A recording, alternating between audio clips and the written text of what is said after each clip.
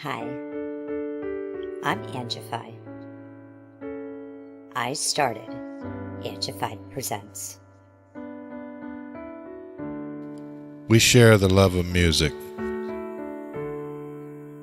It has been medicine and therapy. Nothing else worked. It has saved many of us. With mental health, we need to open our eyes. Hurt people hurt people. We ask that you listen, comprehend, and relate with your ears. Form that heart of unity and one. We share on this stage. Statistics, feelings, And ourselves. we stand with the belief to be you, to be heard, and to be original. We all may be different, with opinions and beliefs. At the end of the day, we are all brothers and sisters. We are family. We ask that you join us in a magical journey with artists from around the world. Open your minds, let in the love, and listen with your hearts.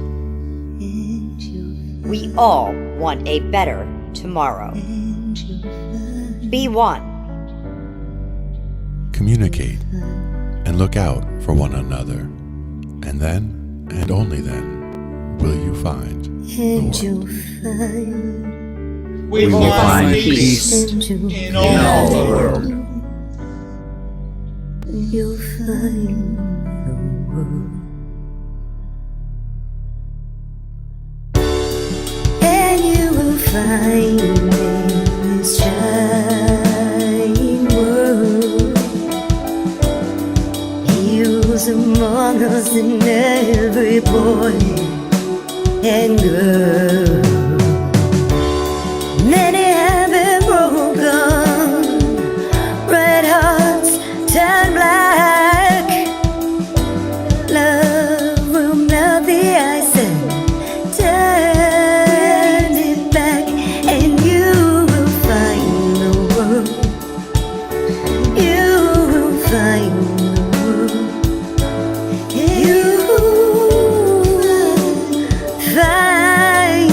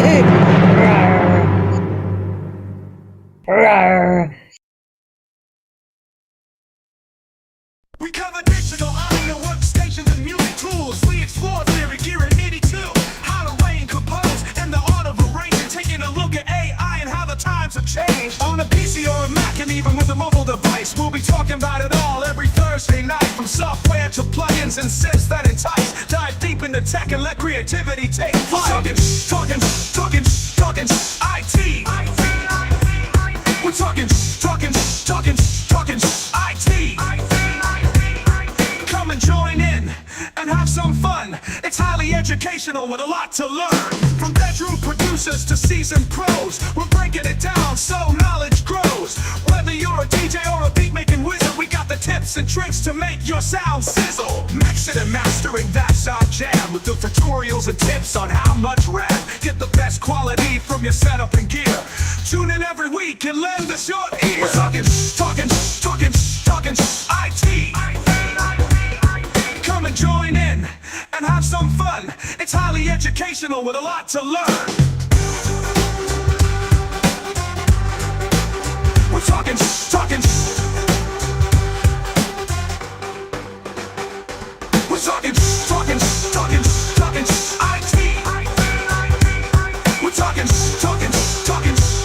IT. Every Thursday night on Angified.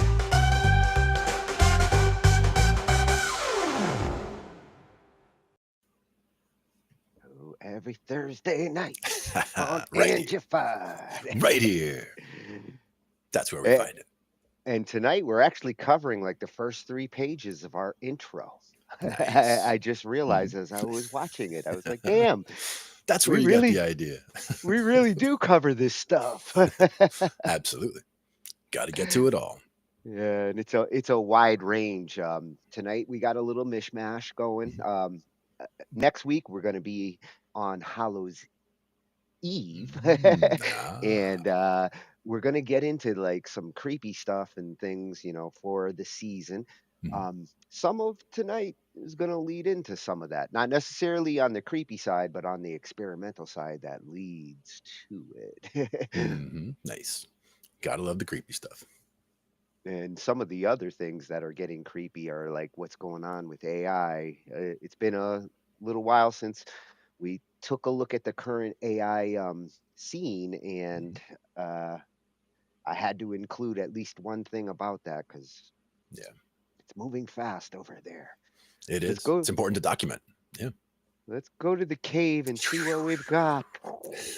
Miss I Crystal. can't see it. No, there we go. I can see it now. Right there. Yeah, to just catch up on like where we're at in the current AI, and this is not a shocker to me that like AI actors are here. Oh yeah. And who better to like tell us what's up with the Hollywood scene, because that whole strike over the last couple of years, a lot of that was in preparation for this moment where yes, they are starting to utilize AI actors in big roles in ways that gonna change some things. Yeah. And that's the thing is, some people were worried about AI coming for their jobs, and that's one of those ones that AI can come after. Yeah, and it's legitimate concerns. Yeah.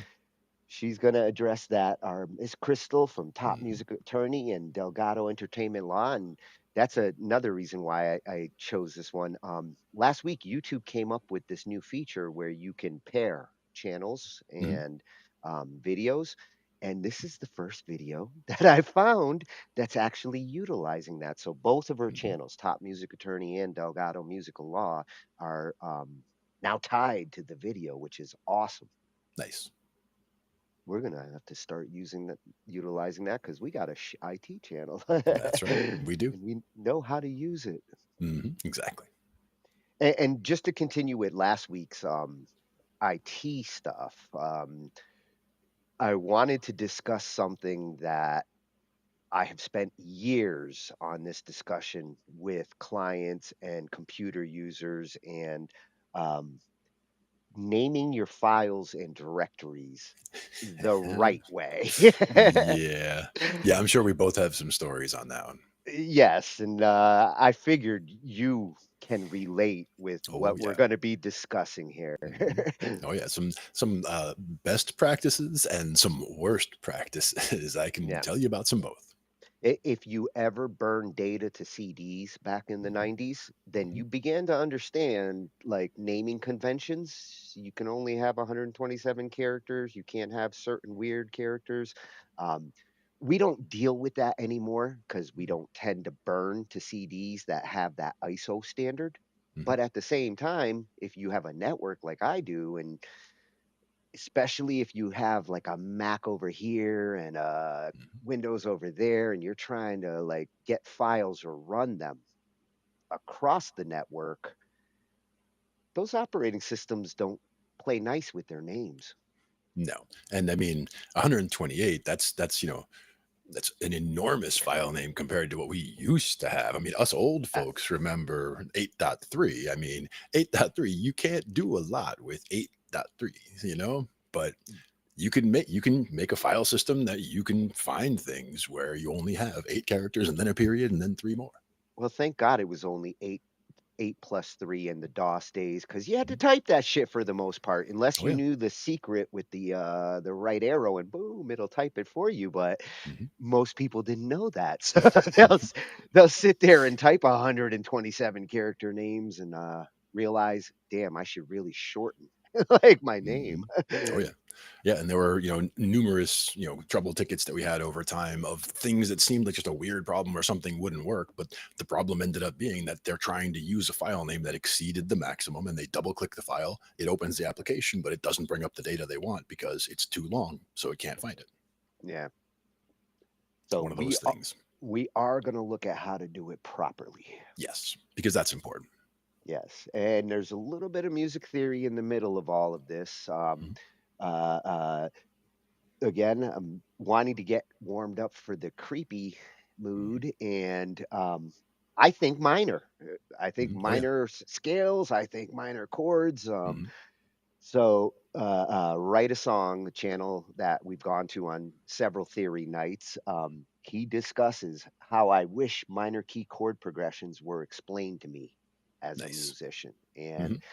I feel the same. I was not explained minor scales and chord progressions properly in the early days. It took me 3 decades Mhm. before I came to appreciate the minor scale. And the thing is, even knowing as much as we do now, anytime I watch videos like this, I'll probably pick up a couple of nuggets that I didn't necessarily remember or cover in theory, or have something else that just clicks into place from watching something like this. So I'm a big fan of, even if videos seem like it's all stuff that you've already covered, it might be covered in a different way, or just shed some light or allow a new insight to come through.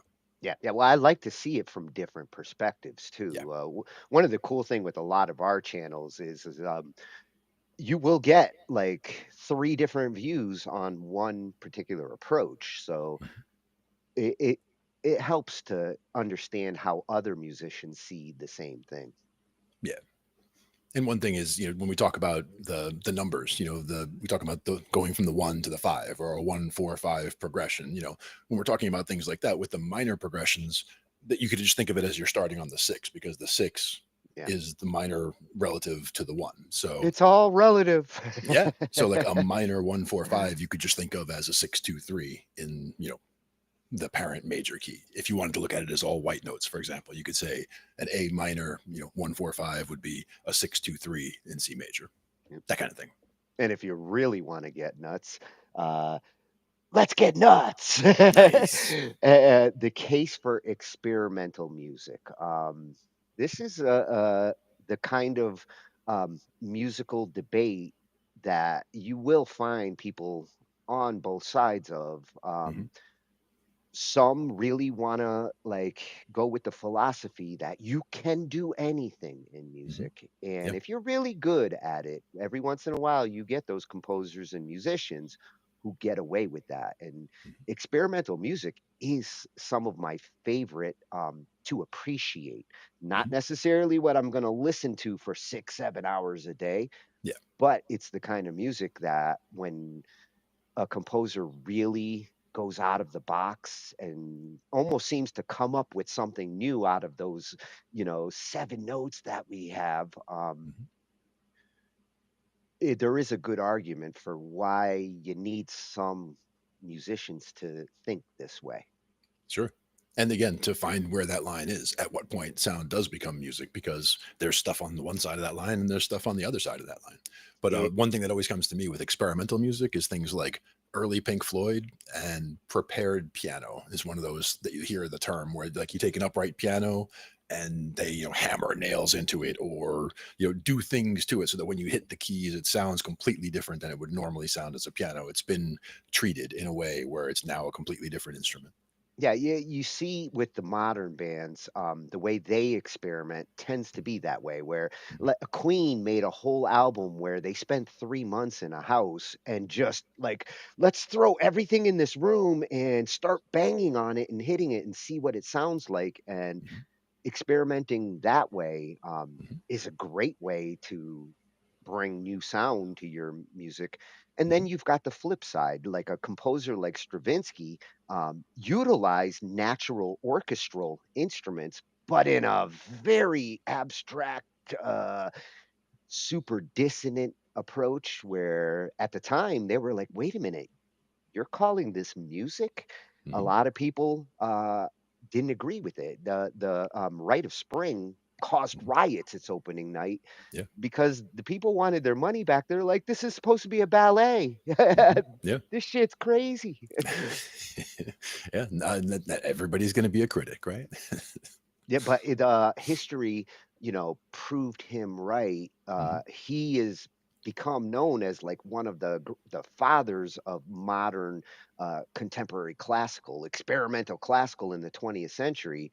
He kind of led the way for everything we saw that went into cinematics and other forms of modern classical music. Yeah. Definitely a fan. So it takes a mad doctor to create the next evolution. And speaking of, your doctor wants you to play this bass, Glenn. I like it. Yeah. It looks like a Strandberg, right?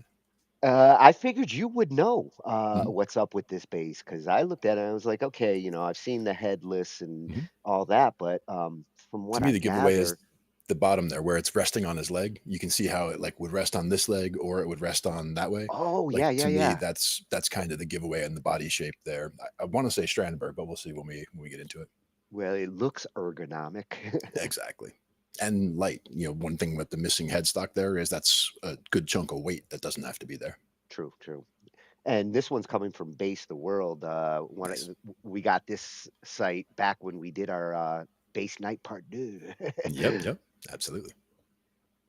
Oh, and to finish things off, I like my MIDI toys, and I've been looking at these different MIDI controllers, and up till now, the Presonus Surface controllers, that's my target. But this one started popping up in our channel, and it's not just this controller that caught my attention. It's the company behind it, the Drop. It's called the Drop. This particular one, a new breed of MIDI controller. But I couldn't help but go check out oxiinstruments.com because the controllers that I'm seeing here, these aren't your typical MIDI controllers. No. In some cases, they're very sequencer driven. Like imagine having actual buttons for everything you normally would be clicking on a grid on a screen. Right. But some of these controllers turn that into a physical thing. And what's really cool with the way they built this, they have multiple controllers. They're all integrated with each other. So like a Lay's chip, I'm probably not going to be able to eat just one of these, Yep. but I want them all for different reasons, not just for music making. I can see like some of my video editing and other things that I do, Yep. this kind of controller being super useful. Yeah, we've talked about even just like using the mice that we use, the thumb trackball, using that as like a jog wheel kind of a thing. That's something that can be another use, and you can use other things for that as well. Things like the you remember the paddle controller for like breakout on the Atari, like I that. wish That I would could be take my old Atari paddle right. and use it for video It would be editing. perfect for that. It's a perfect jog wheel. If someone can invent a converter for those old paddles to hook up to this machine. That sounds like a perfect job for the Raspberry Pi. Or even the smaller version of the Pi, where it's like a board on a chip for $5. You could just like take that, put some connectors on it, and you're good. Yeah. Well, what appealed to me on this particular controller, again, this to me is competing with the Presonus $800 Mm-hmm. 8-channel Sure. control surfaces. I like what they've got going on the left side of this. Yeah, exactly. I can see using that little wheel, the programmable buttons there, again, for Mm-hmm. video editing as much as for music editing. Oh yeah, I can see that as well. And the little 16 grid, or is it 20 looks like 20? Not only is that useful for scene selection, Mm-hmm. or if you're doing grid-based beat making, Mm-hmm. and turn this beat on, turn this beat off, you've got multiple controls in this thing that normally you would need multiple devices to be able to pull this off. Getting it all Mm-hmm. into one nice package like this. And as I you have said, to I have to say, when I looked at the price, I was a yeah, little like, "Oh, I was hoping it's gonna be cheaper than the yeah, Presonus," yeah. but it's competitive. Mm-hmm. But as you said, also, I mean, it's got the real faders, it's got the real knobs, it's got the real buttons. Like all of it seems like it looks like it would play and feel solid. You know what I mean? Yeah.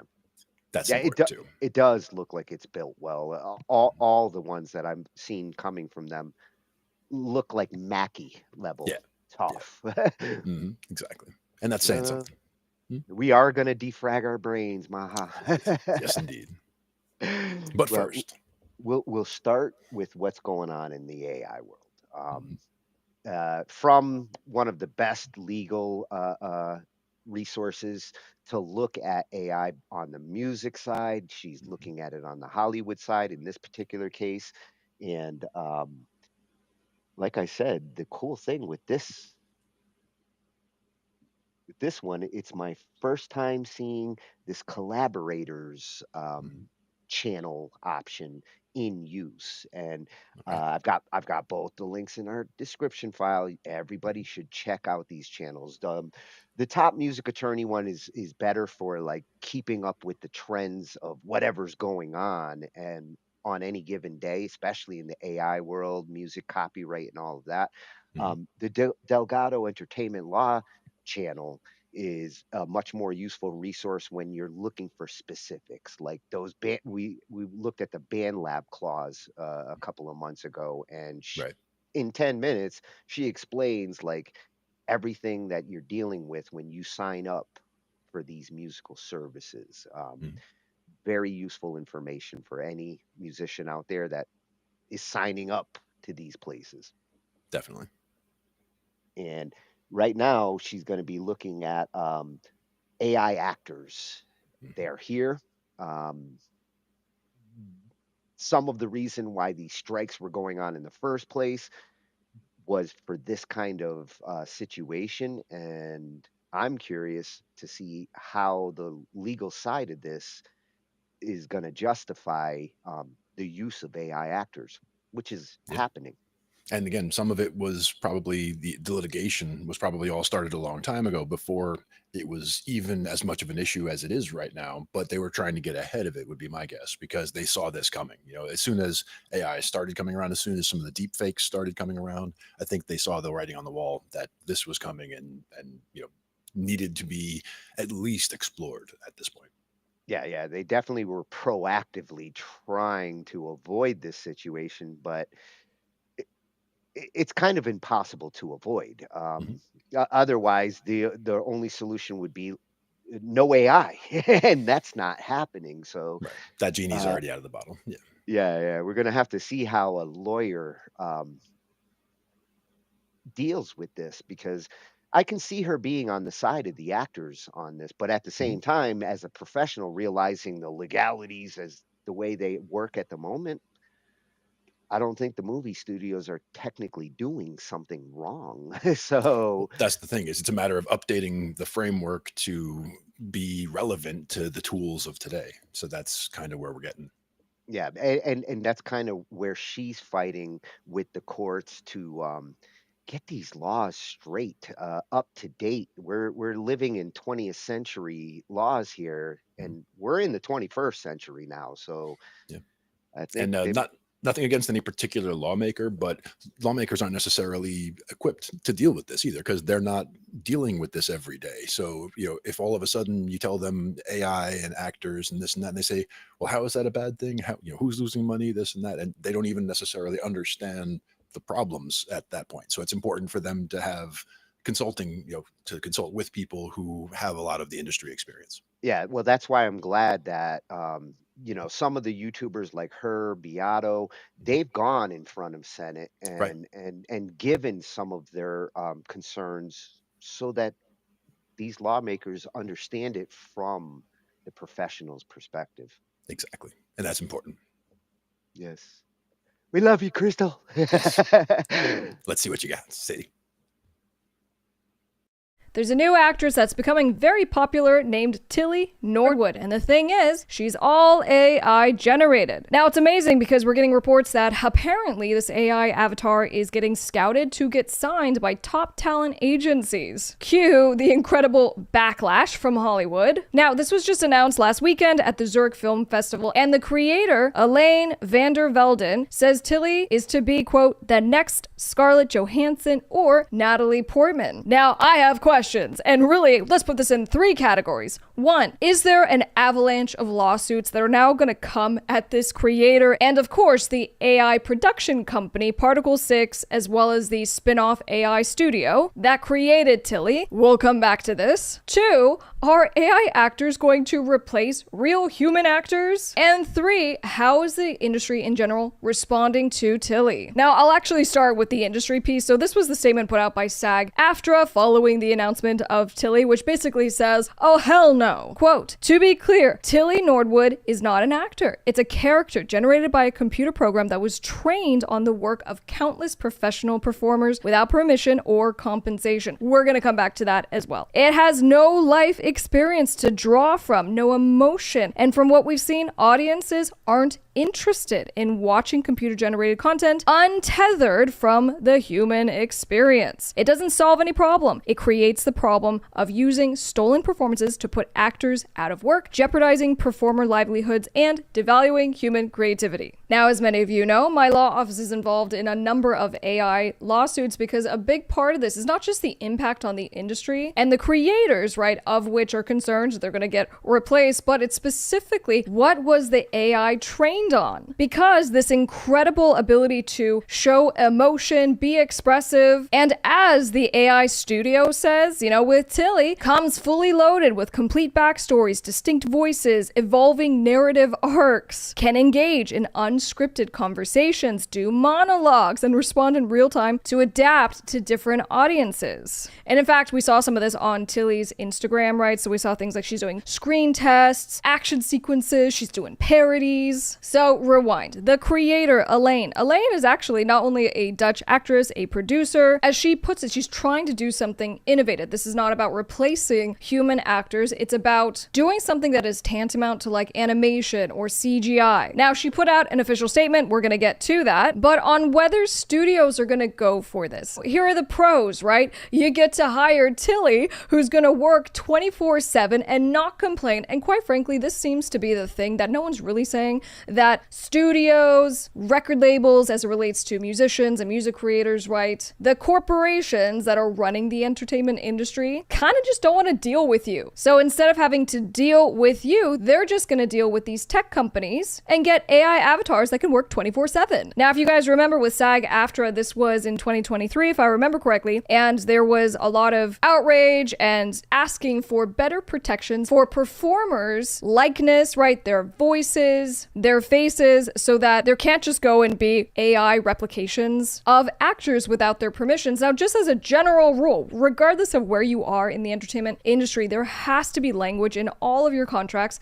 specifying how AI can be used. Is it okay for them to not only create AI versions of you, because you know what, they don't really want to do the reshoot. It's so much easier if your arm just kind of went weird and you hit the mic for them just to do an AI version than to fly you back out and just to get those 5 seconds. And there's a lot of implications for your guys' wills, your estates, right? What happens when you become the star of the TV show, of the movie? And more importantly, what do you want to have happen upon your demise? What do you want to have happen with your publicity? Do you want studios being able to make new movies using your likeness? Now, I do think there's a ton of curiosity on this, which ultimately is going to just make it more likely that Tilly does go and get a big deal, because now there's just, we want to see what happens. And when she actually is appearing in some movie or TV show, we're all going to go watch it so we can see what's going on. But it doesn't mean that this kind of thing is going to stick. And we saw this happen with the AI music artist, Zania Monet, right? So she's the avatar and the AI music, and you know, she just got a quick $3 million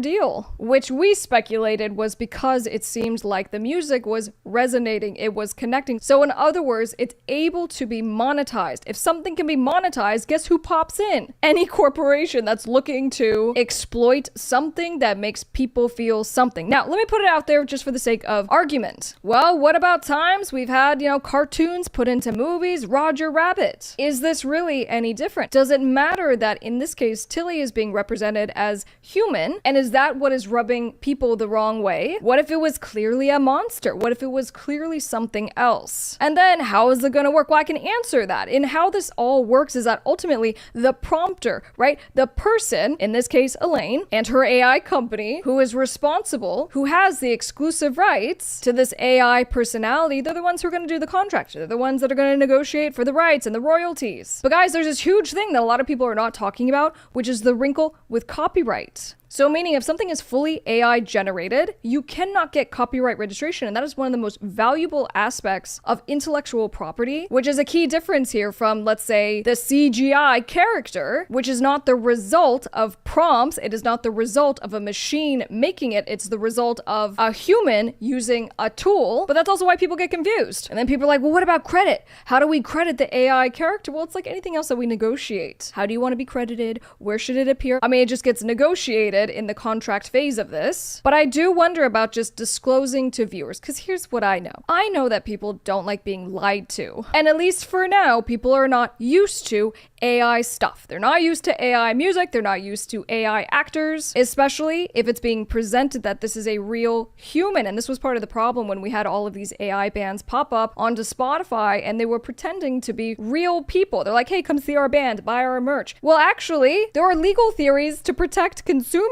Consumer confusion is a legal basis to sue someone, to sue a company. But as a real law firm, we've done this for over 11 years. And what I can say the last couple of years is this stuff has been kind of come up more and more, is that we are seeing that studios don't want to touch it because of the lawsuit piece. They don't want AI stuff because they go, I don't know what you trained on. And if Tilly was trained on apparently 10 different tools, there's a whole lot of reason to be concerned if you are the studio that's going to take on that liability to say, oh, we're going to put Tilly in our TV show. So in the, is Tilly just a gimmick, right? We're all just real curious, maybe to a degree, but I do believe that this is a test. And I do know that media giants, right, like Disney, Universal, they're all suing Midjourney. And they're saying, you took our characters and you're spitting them out. And when it comes to copyright infringement, these are not small lawsuits. These lawsuits are in the hundreds of millions of dollars. And with the Anthropic settlement, right, for book authors, the settlement was for $1.5 billion.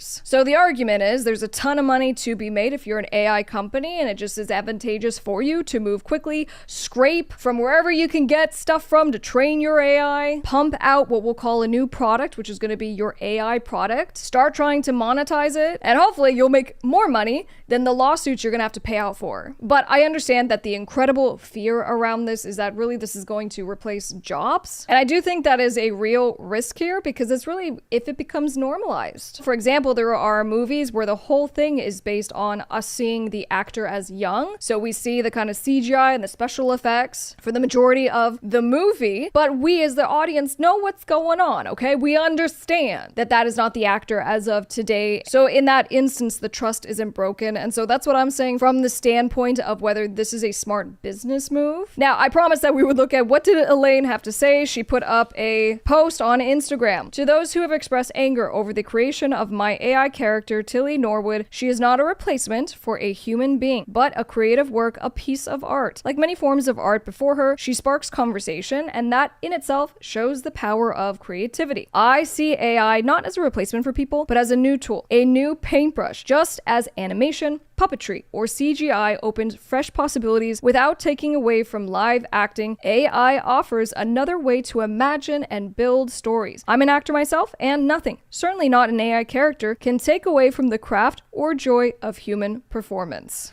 I think in the context of the discussion over AI, it's very important to distinguish and define what we're talking about. If it's AI in like, we can use AI to help as a search tool, to help you draft emails, to use it in your day-to-day life, that's one thing. Another thing might be generative AI, where there has been lawful licensing, lawful purchasing of the data set of which the AI trained on. And then lastly, there's AI, and specifically AI companies, that have unlawfully gone and scraped on the internet, on these different platforms. And it's my hope that within that framework, we can have a more meaningful conversation, that it's not necessarily you're anti-AI or you're pro-AI. There's a lot of room in between. Don't forget to subscribe. I'm Miss Crystal, and I'll see you on the next one.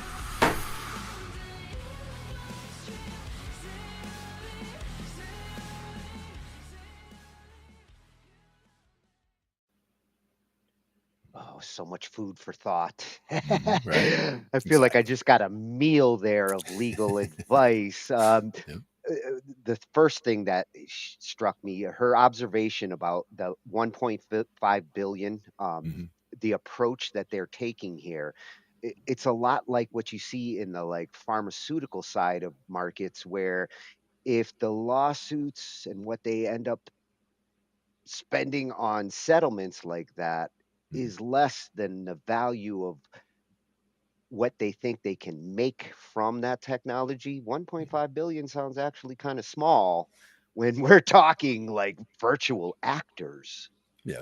And it's also not a guarantee. You know, it's 1.5 billion is a swing, you know, swinging for the big shot. But, you know, at the same time, it's important to understand all of the aspects of this. And again, there are the people who are afraid that the actors are all going to get put out of work by the AI, and there's the other side. And it's important to just, you know, understand where everybody's mind is as far as all that goes. You know, we need to be respectful and helpful to the people who think they're going to be replaced by the AI, and also, you know, help them understand that it's just not coming for them. It's not, you know, it's not Armageddon coming at them, you know?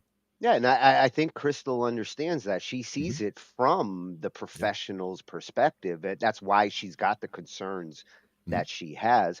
It's interesting to hear from the virtual actresses that there's a human behind this technology, and the perspective there is that this is like a work of art. It is a new form of digital art, so to speak. But when you start talking about like giving it personalities and backstories, and like Crystal mentioned, how is this thing been scraped and programmed to be the character that they're playing, and what rights do the studios have to the image of this character? If this girl sells the technology to the studio and the studio decides to do something seedy with this character, and the original programmer's like, well, you know, I didn't really program her or design her for this kind of content, where's that going to fall legally? Yeah, because again, who is harmed by that as far as from the legal standpoint? You know, who would be the one that would have standing to, you know, make a lawsuit in that respect? I was reminded of the. Do you remember the video game The Last of Us, or the movie The Last of Us? Because when the video game first came out, the likeness of the character, the girl, there's a human actress who looks exactly like that character, but she didn't give her permission for the likeness. So I think that's kind of where all of this, you know, not where it all started, but kind of the beginnings of this type of lawsuit. And you know, this actually goes back even longer than AI, because Bruce Willis got modeled, a 3D model, way back when he did the movie Red, and they've done that for several big actors where like they've modeled them. They can basically reproduce that actor virtually, and I think back then. The actors and actresses that were getting modeled like this, they were very specific about what you're going to be allowed to do with this. Halle Berry was another one that was very specific about like use of my model. Like I don't want to go off on some seedy site, and which now they call deep fakes, you know. So it's going to be a slippery slope the next couple of years as they establish this technology's here. Of course, the studios are going to do it. Like to her point, the amount of money that they save by not having to deal with the human, and if we do have to shoot for 20 hours, the average star is not going to do that without getting extra money. And of course, the studios are going to use this technology just like the music studios will. The other question comes down to, is it an adequate replacement? Or like, is it apples to apples? You know, because if it is just a matter of if it is good enough, is what I'm saying. Like if the AI result of the video is indistinguishable from a person making those actions, because to me there's still those tells. You know, the AI, it takes a close eye, but you can see certain things that, you know, certain movements don't happen quite right, reactions to gravity aren't quite right. Like there's little things here and there that can tip you off to something being AI, you know, beyond the whole crazy fingers thing that used to always happen, you know, when generative AI was first starting out. And I like that she compared it to the other situations we've seen over the last couple months, that fake band and you know, that situation. That was where you had people trying to represent themselves as humans, whereas here it is more like the animation side of Hollywood, where like we're not trying to represent anything. I'm sure in the credits they will be very transparent about what they're doing. But at the same time, I see it kind of like, you remember when the food industry started insisting we got to put everything, all the ingredients and everything needs to go on there to inform the consumer about what they're buying and consuming. Digital media, we're about to see the same kind of thing in the future where you're going to see an ingredients list to your album or your movie, and it's going to say this contains this technology just because there's people insisting they want to know if they're consuming something that they might not want to. Well, that was the other thing, is those bands that were, you know, pretending to be real, saying, come buy our merch, come see us, and shows that don't exist and things like that. If they hadn't tried to convince anyone that they were real, if they had just said, hey, this is an AI generated band, this is AI generated music, that would have been fine, right? Because that's not the same as, you know, trying to represent themselves as human. If they were fully disclosing what it was created by, as you're saying, then people can choose to say, oh, I don't want AI content, and they can choose not to check it out. It wouldn't have caused the uproar that it did if they had been transparent right from the get-go. It would have caused some uproar because right now they're ready to argue about anything to do with AI. If they had just said, hey, this is an AI band, there's plenty of YouTube channels out there doing that. Nobody's screaming for those channels to get taken down. They're just fantasy AI channels. What would Metallica sound like? What would Metallica sound like if they were in the 50s? That kind of. One I saw was the Red Hot Chili Peppers if they were a reggae band. I was like, oh, I gotta check this out later. You mean they weren't sometimes? No, you know, sometimes, but you know, it was just the album art. Also, it's like, you know, the Chili Peppers, but in a whole, you know, reggae setup or whatever. It's one of those things where, you know, AI image generation for the art, AI music generation, but they take you know, actual music and an actual style and do a mashup. It is generative content. It is something new. It is transformative. So I can see that being something that would pass muster for that sort of thing. But again, it comes down to whether it had permission for the training for the data. Yeah, and it gets back to like the engine and are they being ethical in what they're doing? Because Mhm, I think how people are using it, the ethics are pretty straightforward, but mhm. how this data has been scraped and assembled to build these little brains, a lot of these companies have to answer for that. Yep. We'll And check back in and check it out. she's the one who's going to get answers if anybody is. So Mhm, at Top Music Attorney, that's mhm. you can find her on that channel, and you can find her at Delgado Entertainment Law. Yep. Both channels excellent resources. The Entertainment Law channel is a great one to know your industry, what you're dealing with, whether you're talking Spotify or BandLab, or if you get caught up in AI lawsuits, this is where you're going to find the information. Mhm. Yep. Thank And you. when we are searching for stuff, especially files, and why Mhm. you can't find sometimes what you're looking for, sometimes it's because of the approach you take, how you name your files, how you organize your work. And I'm talking more about the work files. All the other stuff that we assemble and music and movies and all those things, Mhm. that's a different necessity. But when it comes to your actual work, your work files, not only should you name properly, you should identify if you're doing revisions with the Mhm. music now, and Oh, yeah. especially getting used to BandLab and like dealing with 10 revisions to one song. Um, you got to organize these things on your hard drive. Otherwise, you never know what the hell you're loading. Yeah. Well, it is also good that things like BandLab do all that automatic, revision saving for you. Where you want to go back 5 revisions, you just write down, 5 down the line, boom, then Yeah. you got it. Yeah, but I like to take my projects and put them on my own hard drives Oh yeah. for long-term storage. Hmm. And how they get organized, folder for the projects, then subfolders for each project and the stuff that goes with it. Uh, a lot of the source files, when you're talking music or video editing, it's not one file, it's a whole bunch of different media clips that get put together, and you don't want them scattered all over your hard drive. When you go to open this file and it's like, I need a file from over there, I need a file from over here.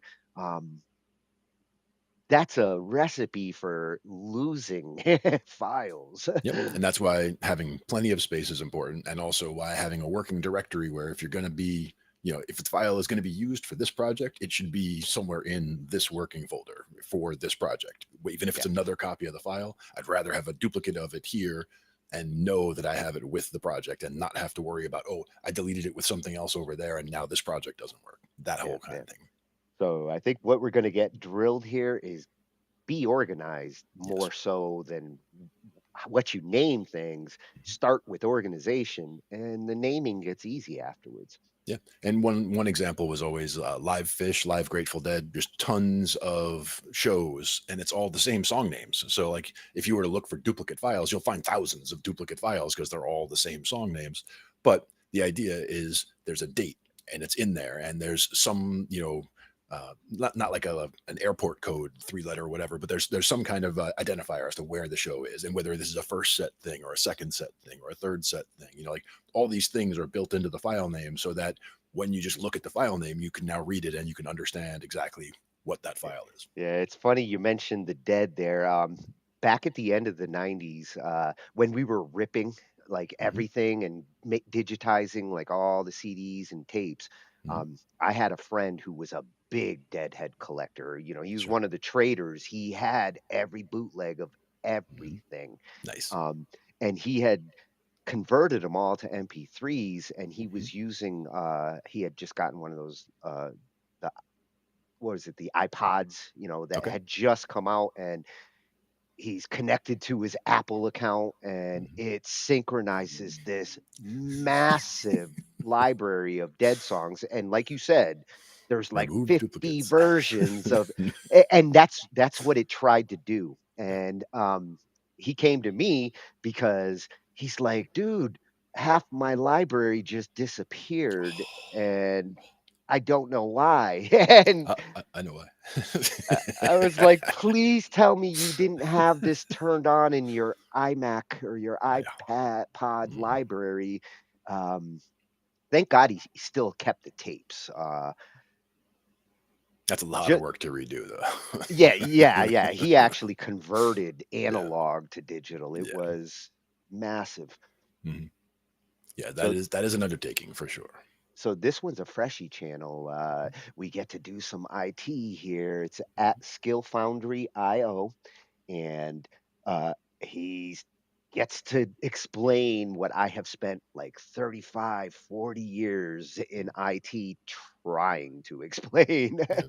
And in a lot of cases with us, it's just good habits that we developed over time out of necessity based on, the limitations of the file systems in the old days. Yeah, but we were kind of forced to name things properly because DOS and early Windows, you didn't have the flexibility you have now. Not a bit. Let's get these tips. Right.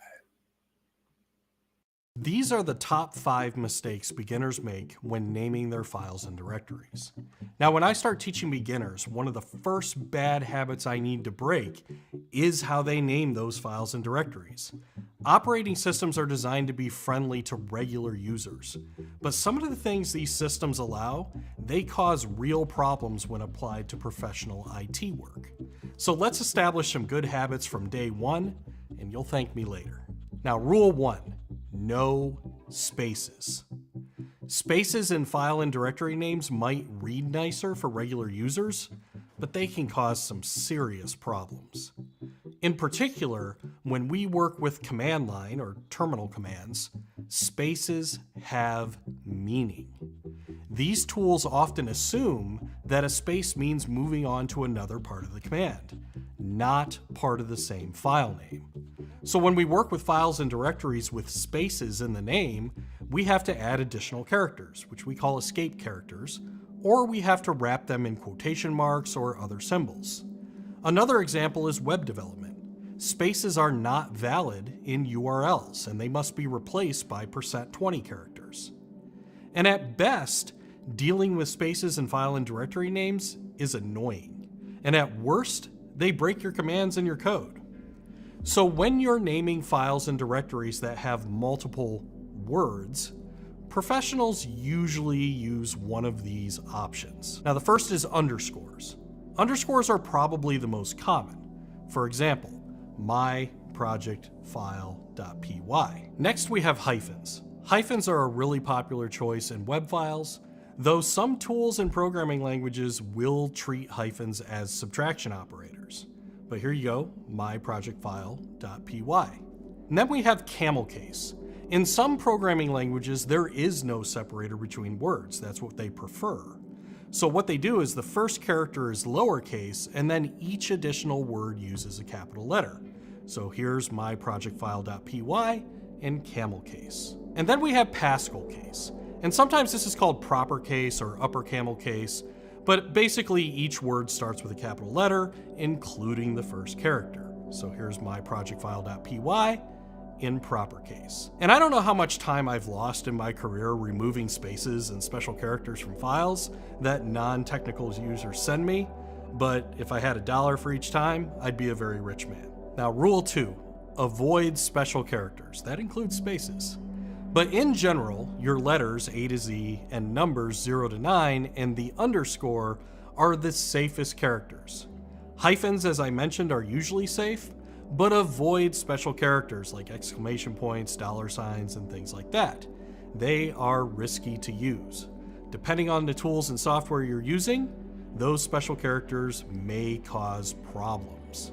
So here's some bad examples, and here's some better examples. Now, in general, I avoid special characters at all costs, except in the rare cases where an application specifically requires them. It's not very common, but it does happen. Now, the dot character is a special case because it is used for hidden files and extensions.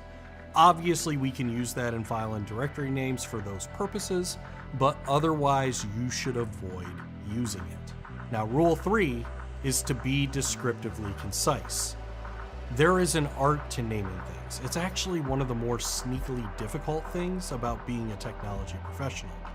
We want to pick names that are descriptive enough to be clear to others, but not so long that they're a pain to type.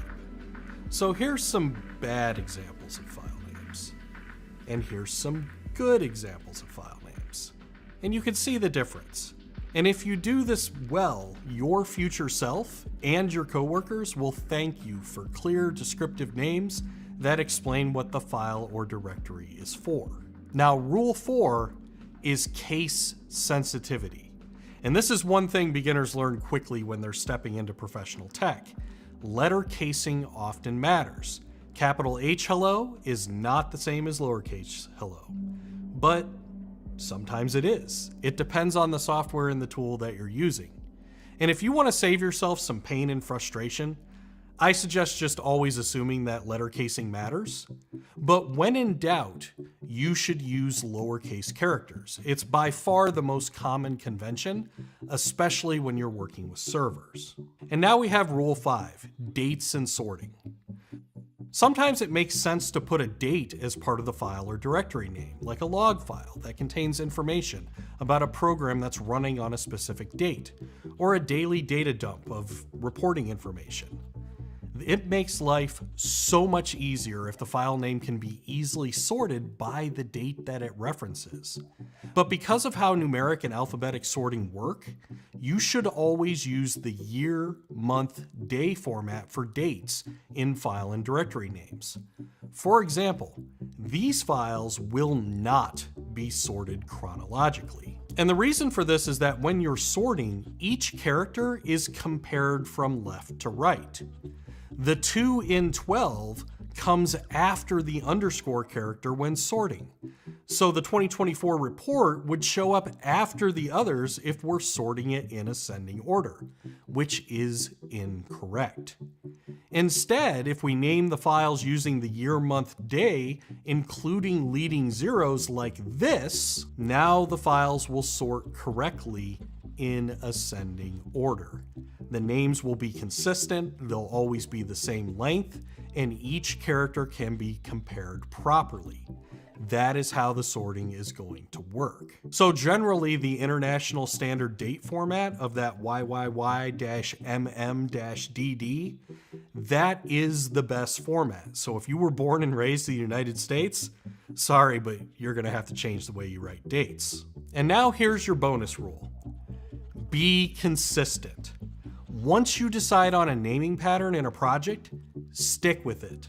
In professional software development, teams often have style guides that provide specific instructions for how you should name and organize your project files and directories.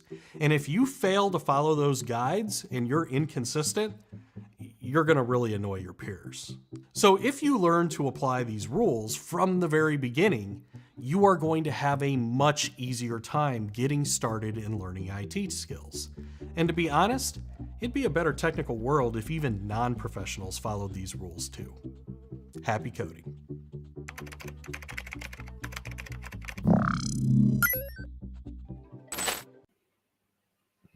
Yep.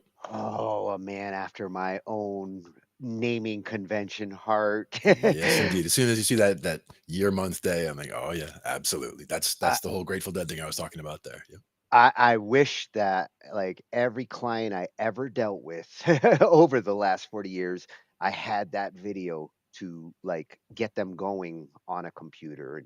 And granted, everything he's talking about here is more for programmers. If you're web developing, case sensitivity, super important if you're dealing with Unix servers. Case sensitivity matters on web servers that are built on Unix and Linux. And this is where like the different operating systems we take for granted that like we're used to what we're dealing with, what we sit down to. But when the internet came along, Now our naming conventions and the files that we're sending off to here and getting from there to here, getting things to play nice with different operating systems that are serving the data is why you need to have these naming conventions. I've just always assumed that lowercase is best and never use uppercase unless there's a distinct reason to, and descriptively concise. Loved rule number 3. That And was something that it is an art, and that's one of those things that the people who do, have that ability to descriptively be descriptively concise when they're trying to name things and make folders, it makes such a difference. And you can appreciate it when you see somebody else who also does. yeah, most people will probably ignore that space rule. But again, if you're a programmer, you know when you can and when you can't. Mhm. Can't be using spaces in web URLs and things like that. Mhm. Most people will ignore that space thing if they're just dealing with their files locally and on their operating system. Space isn't a big deal storing on my own hard drive. And it's kind of hard to get rid of spaces if you're dealing with descriptive file names that is a sentence. like At the same time, when the marketing department starts putting little heart emojis and bullet points in file names on the servers, no, I'm sorry. I know that's where I would draw the line too. Like, no, you Well, can't use these special no, characters well, in your they file names. did, and then they open tickets like, "Why can't I open my file? Fix your server." And I'm like, "There's nothing wrong with my server. Here, I'm gonna change your file name to this. Now it works fine. We didn't do anything else. We didn't change anything in your file. All we did is take the invalid characters out, and now it's beautiful." Yeah, and I loved his bonus tip. Mhm. Consistency. Once you start to do this, Oh yeah. um, it is super important to be consistent there. Otherwise, you're going to end up with half your hard drive organized one way, the other half organized a different way. Mhm. You got to be consistent in your convention. If you are doing the date thing, he's right. Like the American approach there Mhm. never worked. I always like the date 4, 4 for the month, or 4 for the year, 2 for the month, 2 for the day with the zeros every time. And I really prefer not to have the date be part of the file name. So, a better convention is you want to know what date the file was created Mhm. or the date it was changed. All that is meta tags, Yep. data, and better to sort that way. As far as the name goes, if you are going to incorporate the date, you do need to do it after the name if you want alphabetical sorting. Mhm. And if you want it to actually sort by the date and you name it that way, it's not going to work the same in every operating system. Unfortunately, with Windows 11 now, this sorting that they turn on by default in the Windows Explorer, I don't want sorting when I go to my file explorer turned on. I like the old school alphabetical, like Mhm. sort alphabetically. And unless I go change it, always be that way. Yep. Unfortunately, now, depending on what kind of folder you go into, oh, this folder's full of music. We're going to sort non alphabetically. Why Microsoft thinks that they can just change that stuff under the hood and not piss people off, that came with Windows 11. Because once I got this laptop and I started trying to go to my libraries and like, why the hell am I not seeing things in alphabetical order anymore? Mhm. And I Now there know are I didn't turn that on. well, there are assumptions that it makes about you wanting to see those things, but that is also an option that is turning on or off, where it basically will say, treat all folders, assume what is in there based on what you think it is, whether it's music, whether it's video, whether it's this, whether it's that. But when you turn that off and you just tell it, assume everything is just files, then everything, and then like you were saying, details, and that'll get you your created, it'll get you your modified, it'll get you your, put it by date, put it by name, whatever you want. Yeah, in the old days, I turned off that feature at the file explorer level Mhm. with Yep. one setting. I reinstall Windows. One of the first things I would do is set up my file explorer options. Mhm. Boom, Yeah. they're like that. They're good for the life of that Windows. Right. Now it's like per folder. Like you can literally, and it by default, it's got custom settings for every folder. And unless you tell it to do the same thing for every folder under it, Mhm. it's a lot more work than it needs to be. Yeah, and again, that was an important point though about everything that's under it, because if you are making, a whole directory of Grateful Dead music, for example, you're making the parent folder and you're saying this is music, and now it knows everything under there. It's going to use that same structure. So from that standpoint, it makes sense. But yes, when you're going into just make something new somewhere else, you want it to be the default, which I would also, which would be details, and go from there. Yeah, well, if you name things properly, Yes. your operating system won't confuse you. And you'll be able to find things, even just go to the search and you can kind of take a guess at what the file name would be, and you'd probably get to the right area. Yes, that was some great tips at Skill Foundry IO. Mhm. Explaining it. Great freshy channel. Yeah, always good. Yeah. And now we're going to shift a little towards the music theory side. I want to understand the minor scale and chords. I feel like I do, but at the same time, every time I think I know minor, somebody shows me that I don't. And like, Hmm. oh, you can be happy in minor. No Sure. way. Oh yeah, you can be happy in minor, you can be sad in major. That's one of my favorite things to do with cousin Jeff. Also, is to there's the Hungarian reggae experiment we talked about, where I can just throw a style and a scale at him, and just bam, it magically happens. Same thing comes when you try to go give me something that's a happy song that's in B flat minor, and give me a sad song in G major or D major. Typically very happy keys, and he can do Uh, it because it's all about what you're hanging Jeff's on. the one to test on those things. Oh yeah. And we will have another night where we go into where does emotion come from, because Hmm. that's kind of what was leading me with this one when I was looking. Um, what makes something sound happy or sad or scary? Something that we'll be looking at more next week. The qualities that create these emotions. The best one I can think of that we ever saw, Nari Soul. Yeah. She explained it in a very music arrangement approach, and Mhm.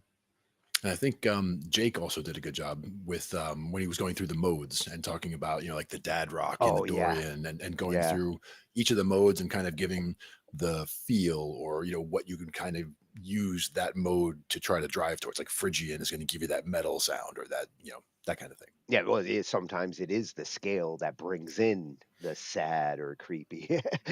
Absolutely. So this one's coming from at Write a Song, Mhm. channel we've gone to on some of our songwriting nights, music making theory.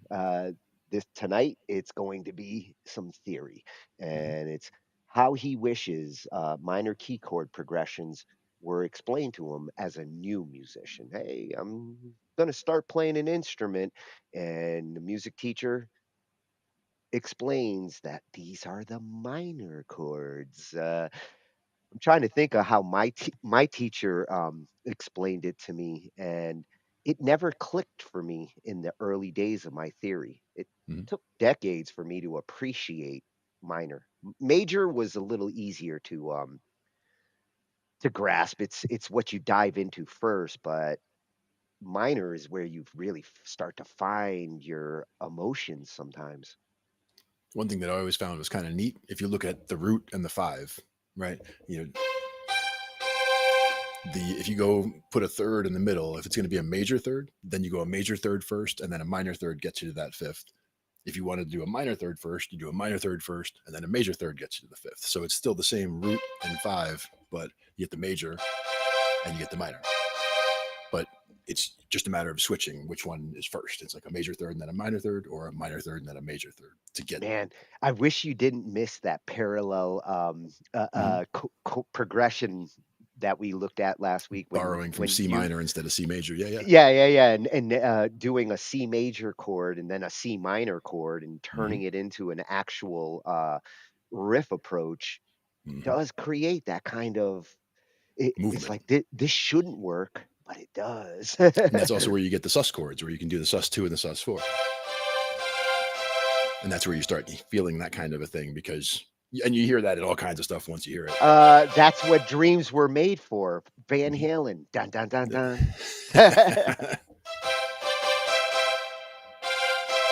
Something like that. That's what Eddie was doing. Yeah, sus2 and sus4. And that's from a major in that case. All right, well, let's see what Write a Song says about approaching the minor chord for a new musician.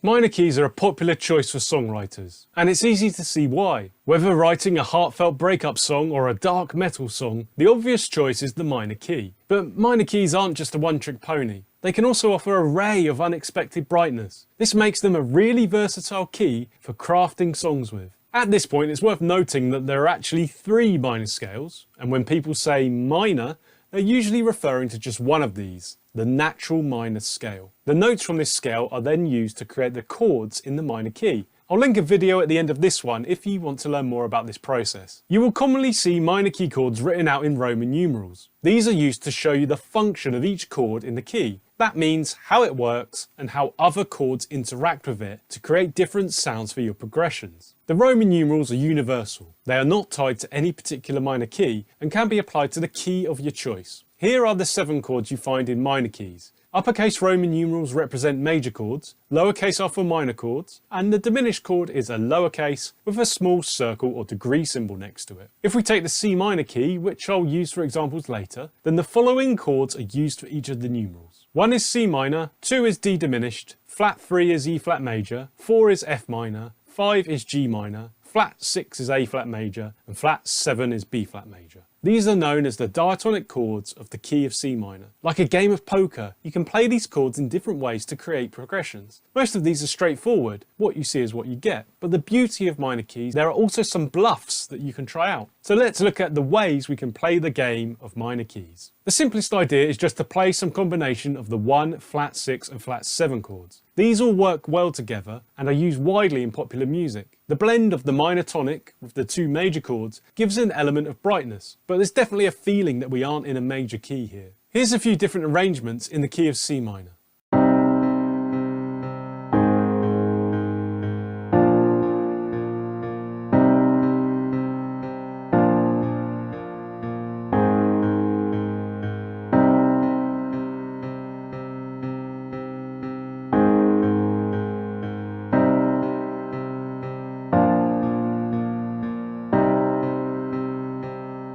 You can take this idea further and add the flat 3 chord to the mix. This means you are using 3 major chords, with the single minor chord being the 1 tonic.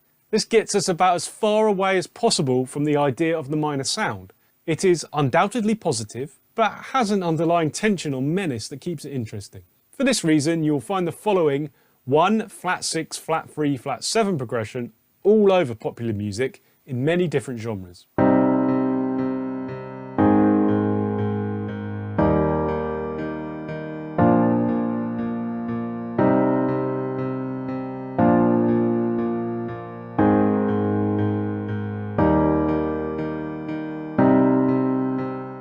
A word of caution with the flat 3 chord. If you hang out on the flat 3 for too long, it can start to draw the ear towards it. Without reinforcing the minor 1 chord as the tonic, the flat 3 takes over and establishes itself as the new major tonic. This is due to something called relativity. This is a great starting point, but what if you want to start writing some more varied minor key progressions? Well, the simplest way to open up chord possibilities is to use a 4-chord loop formula. Chord loops, or turnarounds, are the workhorse of popular music. You'll find them everywhere, especially in choruses. They are a set number of bars, usually 4 or 8, and the location of certain chords in this structure means that they work as a small unit which can be repeated as many times as you need. Although they appear limited on the outside, having some constraints like this can free you up to try out all of the chords in the key and see which one fits your song. Here's the initial formula for the 4-chord minor key loop. Start on 1, then play 2 more chords before ending on flat 7. Feel free to try any chord out in between. For example, you could try 1, 4, flat 6 and flat 7.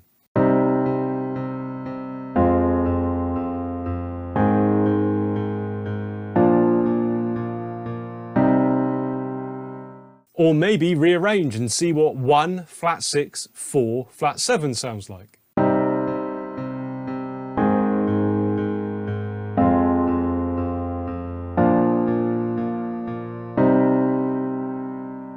You can also repeat chords in the loop if you want, for example moving back and forth from one.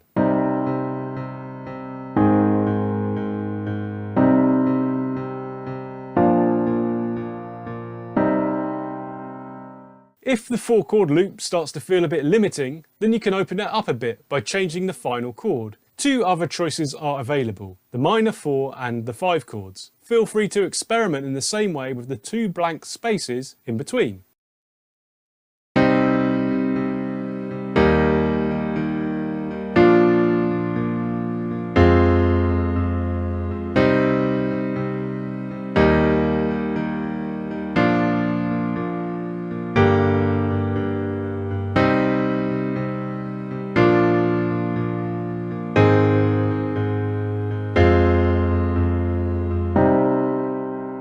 You can take these components of the 4-chord loop, starting on 1 and ending on flat 7, 5 or 4, and break out into longer progressions if you want. It all depends on what serves the song you are writing. Here's an example of this in the key of C minor.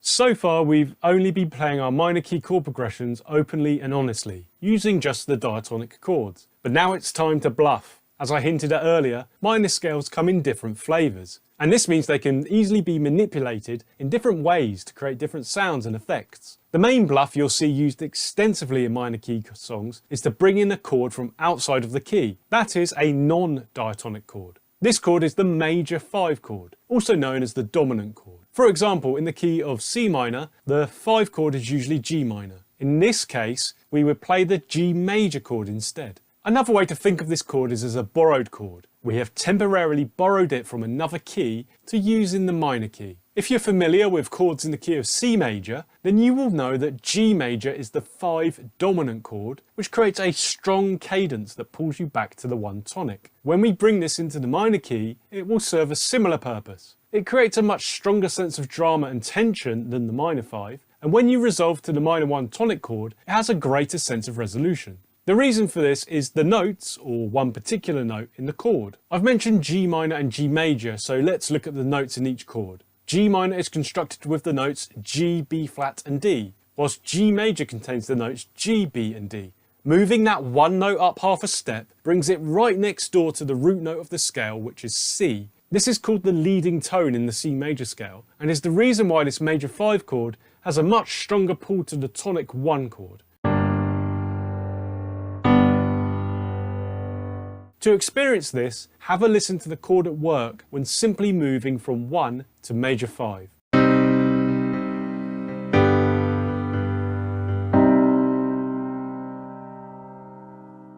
It also transforms the 4-chord loop formula we used earlier. Give it a go by ending with the major 5 and feel the strength it brings to continue the loop. For example, here's a popular idea which is also known as the Andalusian cadence.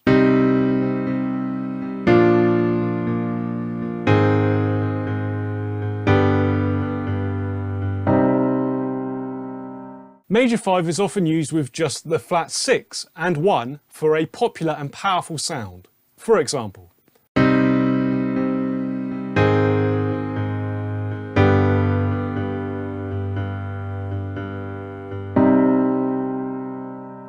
even though we've been using the major 5 chord, it doesn't mean you have to ignore the minor 5. It can actually be a really powerful idea to use both versions of the 5 chord to provide contrast and drama. For example, here's the previous 4-chord loop, but with both 5-chord flavours. Listen to the added interest that this brings.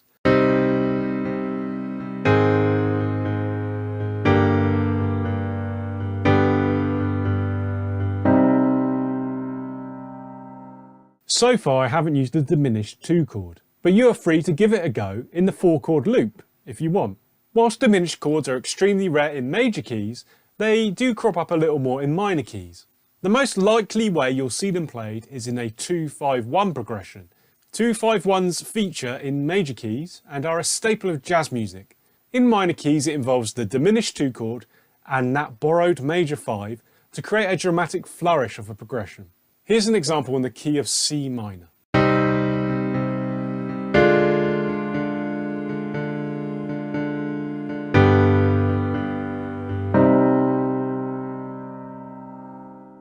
Minor key progressions can be used to create whole songs, but before you do that, you need to fully understand where the chords come from and what their functions are. I've created a simple system that explains all of this, and you can learn it with the video on screen. Watch that now to master the dark arts of minor keys. Oh, I can learn it. I just learned a few things just in that video. I love the flat 7/5. Absolutely. Definitely gonna play around with that. Yep. And one of those 4-chord loops that he was looking at in the minor key was basically if you looked at it from the major side, it's the 6-1-4-5. So it is that wagon wheel progression, and one you've heard in a million songs also. So like you recognize it when you hear it, but you can call it, one thing in a minor key, and you can call it another thing if you're looking at it as a major key starting on the 6-1-4-5. It's funny how the resolution, depending on the chord, as all through all these examples, some that I would have not thought to be resolving feeling became almost like resolving feeling. Not they didn't resolve like the tonic, but the 5 really does feel pleasant to like finish on. Oh yeah, and it does want to pull to the 1, and that's where if you're starting on the 1, that 5 is the natural place to finish, so that it really is the strongest place to pull you back home. When he hits on that major 5, I'm like, ooh, now this is a little, not necessarily scary. It's a feeling of tension. To me, the going from the minor 5 to the major 5 is like a brightening. It's kind of like it was a rainy day, but then there's that ray of sunshine like poking through all of a sudden. We're gonna see a rainbow next. Yeah. Well, in this case, he was doing the G minor, right? And just the way that the 3 coming up from the minor to the major just gives you that positivity, that uplifting kind of a thing going on. Yeah, that 1, 2, 5 at the end there. I was like, oh, the 2 is just as cool as the 7. Oh yeah, and that's where that the diminished 2 in the minor key, because if the minor 1 is the 6 in the major key, then that minor 2 that's diminished is the diminished 2 is the major 7, which would also be the diminished.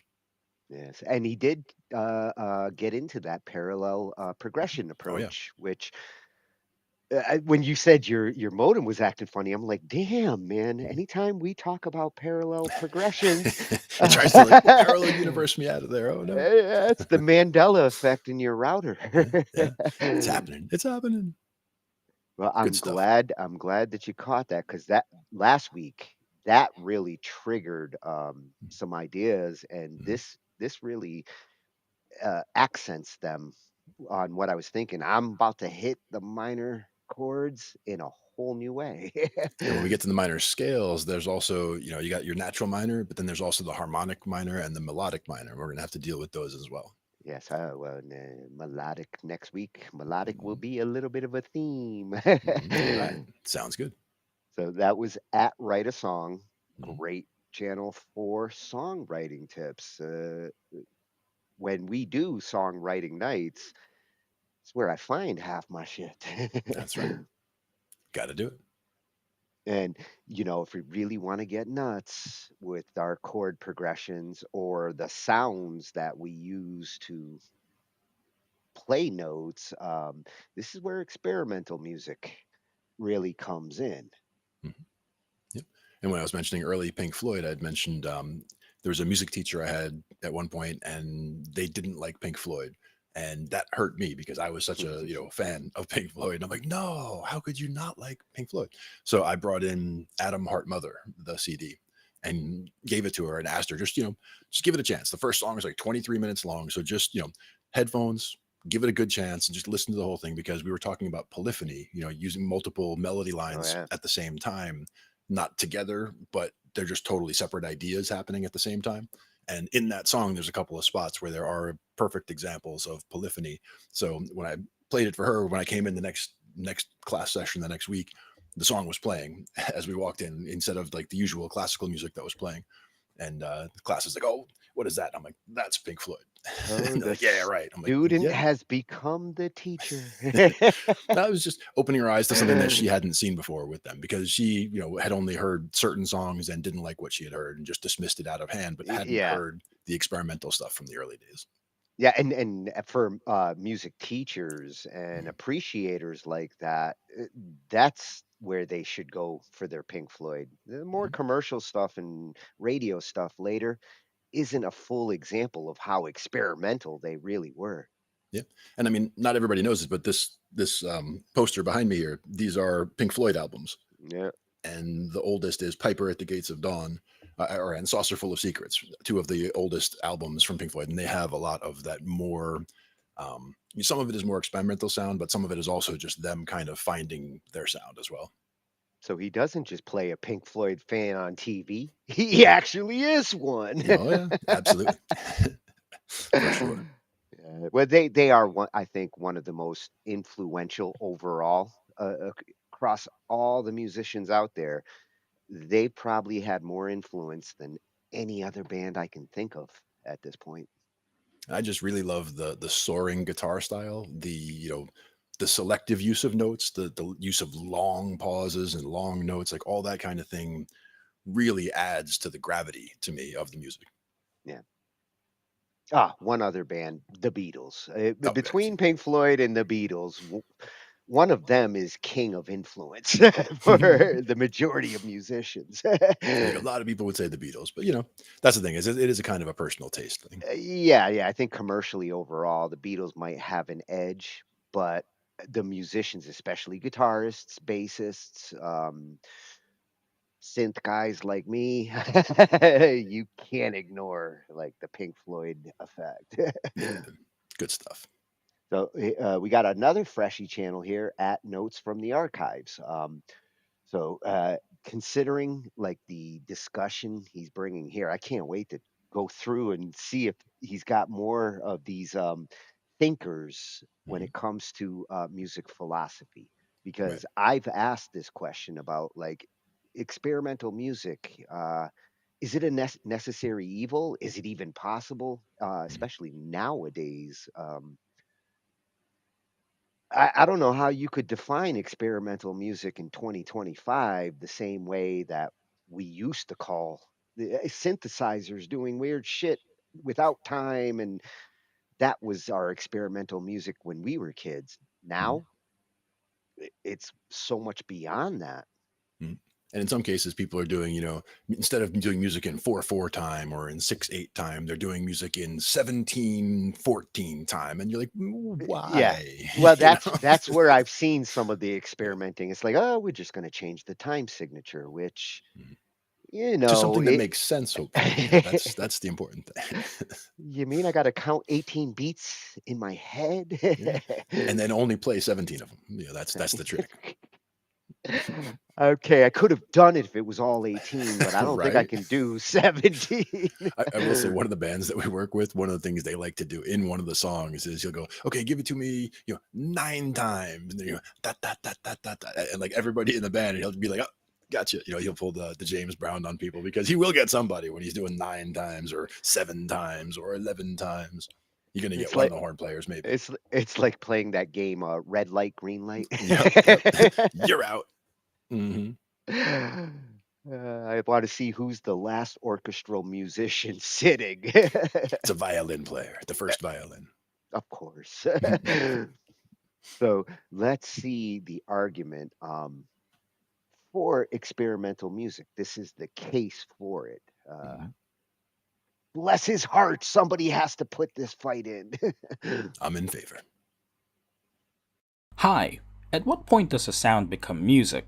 Where does the boundary of music lie? Does a piano need to have its keys pressed to make music, or can the sound of it burning be considered a song? Does a human even need to be the one to make it? Can the sound of a mere cicada singing in the forest be considered a song? This is the case for experimental music.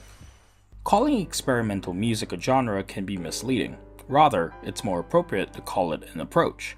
The New Grove Dictionary of American Music defined it as a tradition of 20th century musical practice, the fundamental characteristic of which is a continuing search for radically new modes of composition, music making, and musical understanding. Its definition may not be as concrete as other approaches or genres of music, but the NGA does outline experimental music's most important aspects. That it is constantly experimenting and finding new ways to create music, be it through composition, instruments, ideology, action, or environment. Essentially, if there's an aspect of the music making process which can be messed with, rest assured it will be messed with. As the NGA says, this is in contrast to conventional contemporary music, which may not be as bold and eccentric as its experimental counterparts. Experimental music can manifest itself in any genre you can think of, as musicians of all stripes and backgrounds has always had the urge to experiment in some form or another. Really though, just like contemporary art, modern forms of experimental music can trace its roots to art movements from the early 20th century. In a ravaged post-World War I Europe, artists across the continent were pushing the boundaries of what we call art and beauty. Italy's futurists created art which looked towards an ideal future, one filled with speed, dynamism, violence, and rapid technological advancements. And their music reflected it. Futurist composer Luigi Russolo wrote the seminal Futurist music manifesto, The Art of Noises, which argued that because the human ear has been accustomed to the sounds of industry and the hustle and bustle of the city, music too should reflect the energy of everyday life.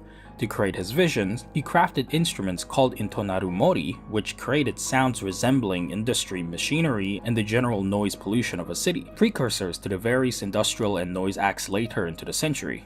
Dada, the art movement which questioned the very meaning of art and stripped it bare of its pomp and embracing nonsense, irrationality, and chance, too experimented with music. The likes of Eric Satie and Igor Stravinsky took inspiration from Dada's aesthetics and incorporated its radical playfulness into their compositions, sometimes even writing music for Dada conventions. And so too did Dada poet Hugo Ball, creating sound poems made out of gibberish to highlight the similarities of intelligible sounds and nonsense. But once World War II came crashing into Europe and left yet another horrific scar onto the continent, many pre-World War II art movements had emigrated to North America by then, and it was game-changing. Particularly in New York, where an entire generation of artists took influence from many pre-World War II movements and channeled it in their works. This New York school of art included paintings, poetry, dance, and of course, music. This group included heavy hitters like John Cage, Christian Wolff, Earl Brown, and Morton Feldman. Taking influence from Dada's childlike improvisation, the futurists' embrace of noise, and the surrealists' love for the abstract,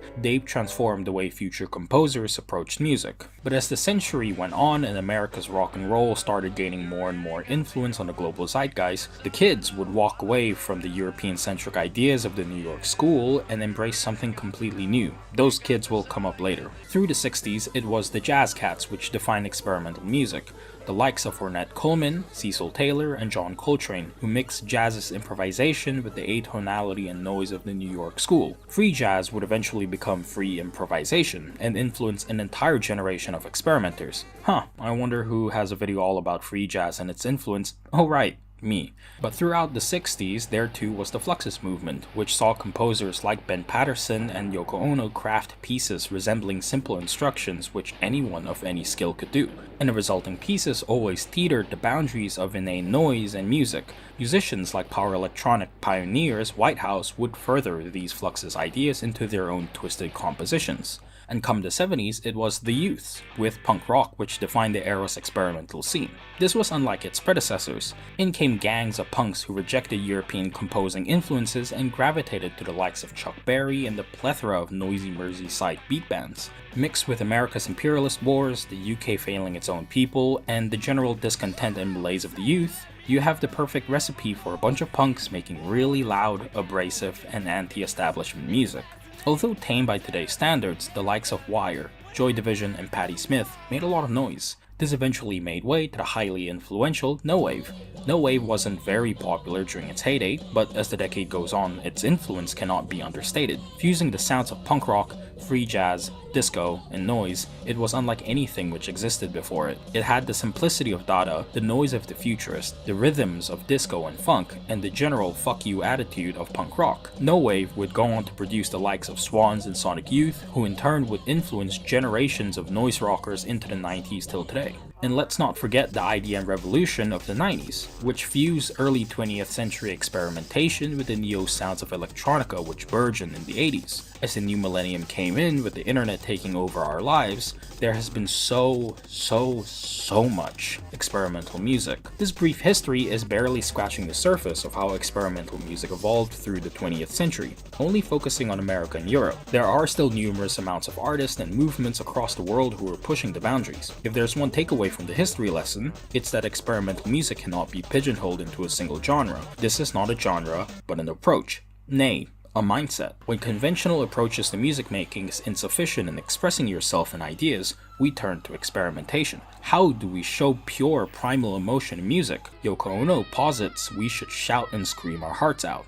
How do we depict the chaos and filth of the world? Throbbing Gristle in the No Waivers suggests we peel music back to its absolute limits and create noise. How do we show the deconstruction of music? Anea Lockwood says to burn an upright piano, and in the process, it deepens our understanding and perception of what music is. Because what is music if not a bunch of waves vibrating gas, liquids, and solids? The fundamental difference between the sound of a guitar strumming and a police siren is not too far apart. There's a reason why dictionaries attempting to narrow down the description of music is very abstract and generally falls flat. Take for example the Cambridge Dictionary's attempt, describing it as a pattern of sounds made by musical instruments, voices, or computers, or a combination of these, intended to give pleasure to people listening to it. This forgets albums like Broken Hearted Dragonflies, a record by producer Tucker Martin, an album which is solely comprised of sounds from insects in a forest where he presents the sounds they create as something truly alien. Also, what is pleasurable? Beauty is in the eyes of the beholder, and pleasure is in the ears of the listener in the case of music. The abstract electronics of Mika Vainio is pleasurable to me, but may not be to many others. The definition of music is impossible to pin down, and it's best that it never is, because it would make the art form very boring. It's thanks to the works of the New York School, noise musicians, no waivers, electronic pioneers, and a whole host of musicians through history who have challenged what music is why the 90s till today have become accepting of abrasive and avant-garde sounds. The influence of experimental music is everywhere, from the mainstream to the indie and underground. Death Grips and JPEG Mafia's blends of noisy, off-the-wall samples is part of a long history of experimenters. Nine Inch Nails got mainstream attention while sticking to their industrial roots, and so too did Nirvana, refusing to back away from their noise rock origins. The IDM of many on the Warp label until today, with the likes of Nicholas Jarre, traces its DNA to the Italian futurist Luigi Russolo's radical compositions. The history of experimental music too has made us accepting of the more comedic side of music, helping a new generation of artists not take it too seriously and have some fun. Remember, although modern experimental music sees its roots start from the trauma of World War I, art is here to express our emotions. It may be of trauma, depression, and anger, or sometimes just plain whimsy. Dadaist compositions tended to have fun with their childlike approach to art, and in turn helped liberate many would-be experimenters in the mid to late 20th century like Captain Beefheart. Perhaps is why Uno Miles isn't all too insane for us modern listeners. Although he isn't intentionally being experimental, you can't help but see the traces of Hugo Ball's sound poems and Dada in the way he raps. And when John Oswald angered record labels with his cheeky Plunderphonics records, it laid the groundwork for the numerous parody music mashups which has littered the internet and gave Neil C. Suriga a career. Experimental music comes in all forms, from ripping up pieces of paper, creating walls of noise with your guitar, putting nuts and bolts in your piano, sampling pre-existing music and twisting it to your vision, or just saying gibberish. It may not be crowd-pleasing, but it was never meant to do so. This approach to music making was created to liberate, to allow artists to question everything about music. What's the proper way to play piano? Why is a police siren not considered music when a trumpet making a similar sound is? Why does a song need legible lyrics when it's just noise? What's the use of rules in music? So, burn your pianos, play some harsh noise, shout some gibberish, and mess around on the cheap Casio keyboard. Because even if you aren't intentionally being experimental, there's nothing more fun than screwing around and making noise. And that's that. Thanks everyone for watching. If you enjoyed the video, do leave a like and subscribe, or don't, I can't force you. If you want to support the channel, I have a Ko-fi page where you can donate, and I have a second channel where I upload music mixes, so if you want to hear what I've been listening to, you can subscribe to it. I also have an Instagram, so if you want to keep up with whatever I'm doing, you can follow me there. So yeah, I'll see you all around. I did like and I did subscribe. Yes, indeed. Prepared pianos, yeah. Burning uh, pianos. well, he really covered the history of it really well. Like Hmm. those pioneers, he got Stravinsky in there, love Hmm. it, Yep, yep. and he actually opened my eyes to some of this modern experimental that I didn't actually consider experimental. I just Hmm. thought of it as a genre per se, but I'm realizing, some of that Euro and synthesizer experiments that DJs, a Hmm. lot of them are starting to do, Right. are kind of going in the same kind of vein as the early, what do you call it? The futurist Sure. Futurist approach. movements. Yeah. Yeah. And there was new wave, there was no wave, there was a few Well, different fusion. specific. Hmm. Fusion was kind of a common theme anytime that, like, the jazz fusion in the middle of all of that was a big shift. Hmm. Yeah. And, to me, there's also, some of the examples that we were seeing in the background. You see people who are, definitively making music and attempting to make music and just push towards noise. And there's others who just look like they're literally just making noise and trying to be non-musical. They're like trying too hard almost to make it a musical, to make it I not I musical. think I think the ones that are trying to find something musical in noise are Yeah, the ones that interest me the most. exactly. That's what I'm saying. Yeah. Like the sound of this scale saw feels like a synthesizer, and this Mhm. hammer feels like a drum. Yeah, and even the prepared piano where it's got all the, metal stuff in there, like they're still playing actual notes on the piano and it just you get something unexpected. Like you're hitting a C and you're I expecting know. to hear I a C, was but you get a C and some other stuff. I was a little conflicted when they started with burning a piano. I'm like, yes, that Yeah. probably is going to make a sound that's going Hmm. to be Oh yeah. interesting, but I hate to see a musical instrument destroyed. When Yeah. I see like Pete Especially a piano Townsend like that. smashing guitars in the Who, or Hmm. I'm like, give it to a kid. Yeah. And I mean a piano, the actual soundboard in a piano, I mean, where the strings are actually connected, I mean, that's a big solid piece of metal. I mean, the See, grand piano, that's huge. I was the guy that threw nuts and bolts on my piano strings because you can Because do then you some hear them crazy rattling. Yeah. shit, but Yeah. I don't want to destroy Mhm. I did it. that a couple times. I actually, we had one string on. We've talked before about the grand piano, baby grand piano that we had that I was playing when I was a kid, and one string towards the low end would go out of tune, and so I had the tuning hammer to dial it back in. But I would sometimes like I left it on the strings accidentally one time and started playing, and like the first note was like, "Brah," and it was like that metal, Magic. yeah, but no, it was like an aggressively wah, like what the hell was that kind of sound? And then it's like so I experimented on myself and didn't even know it. Like I had left something on the strings by accident and didn't notice till I went to go play. See, Angie expected that from you. See, it happens. But yeah, that was a good test. Like you start playing and you hear you're trying to play that one note and it's like and then there's three strings. Like the third one, you're like, ooh, like that's not right. You got to get that other one, get them all Yeah, knocked in. I had one problem key on my baby grand. It was the low A Mhm. because I used to use it so much.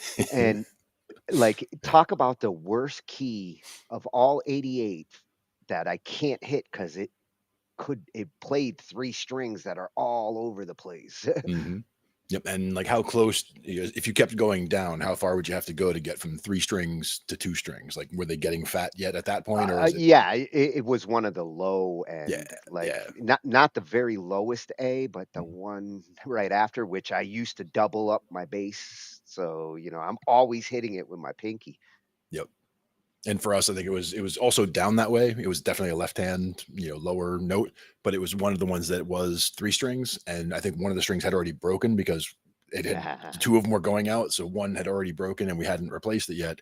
And so I was tuning in, the one that was in the middle, I guess. So like the one was normal, and the other one I would have to just crank it in, and then I could play fine. And then a day or two would go by, and I would just dial it back. It's like tuning a guitar, but normally you don't have to do that with a piano. So that was No. one of those things where I think it was just because they had gone to the oversized tuning pegs already, and it had just been, it was that old. The piano had really been around for a while. So Yeah, if I have a problem note like that, that's where I'm making horror music. Yeah. It's supposed to sound like that. Sure, yeah. The detune piano, or you do the Western saloon sound, because that was Yeah, also well, like the old-timey sound. Yeah, yeah. then I need the whole piano to sound like that. Yeah, exactly. Exactly. So, at notes from the archives, awesome. Re Look back on the history of experimental, from classical to jazz to whatever we're calling it these days. Exactly. And now we're going to get some advice from a doctor, and it's for you. Dr. Bass, let's see. Your doctor wants you to play this bass. Yes, indeed. And this channel, back when we did our bass night part deux, Yep. was one of the spotlights at Bass the World Official. And I figured when you look at this, you're going to know why it's ergonomical. Yep.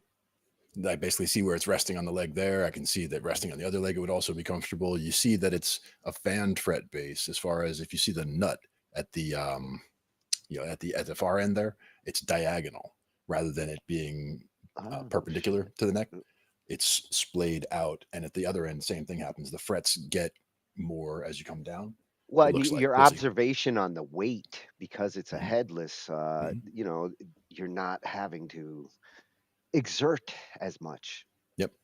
And that also comes down to where the balance point is. Like, some guitars are headstock heavy, where they'll feel like the head, like if you just let go of it, it would just start diving to the floor. Where with no headstock, it would not be heavy like that. It would probably be headstock light. But they also probably just have it well balanced where they mount the strap. Oh, and if you were wearing glasses, you'd be on his shirt. There you go.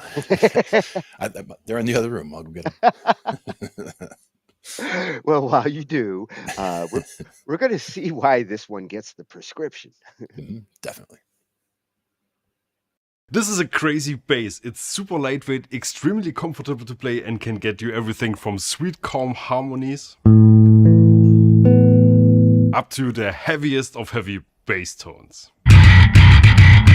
Let's check it out.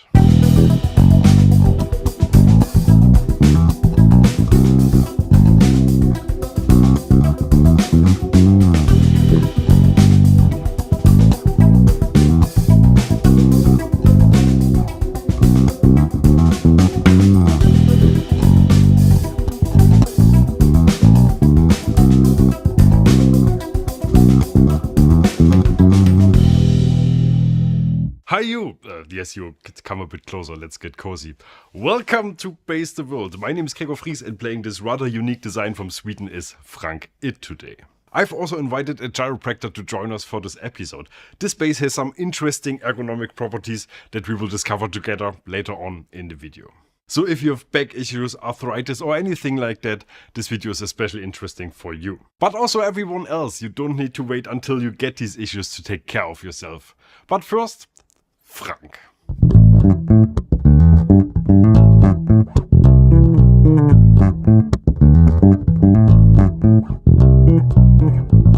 First things first, this bass weighs only 2.9 kilos, that's 6.4 freedom kilos for American viewers. That's great news for your back or your general posture, but again, let's discuss this later with Dr. Randall Kurtz. Lightweight basses have an issue. What you gain in comfort usually comes with a certain lack of low end. But as you've just heard, this bass doesn't suffer from this at all, which is mainly due to a modern sophisticated pickup system. The Strandberg Bodenbass standard comes with Fishman Fluence pickups, which are next level in every sense. These are two humbuckers with a pickup voicing switch to shape them in different directions. The first position gives you passive pickups with a classic fat and round sound. Position 2 is active and provides a full frequency range and full dynamics. Number 3 is active with a mid contour. Let's try them all out.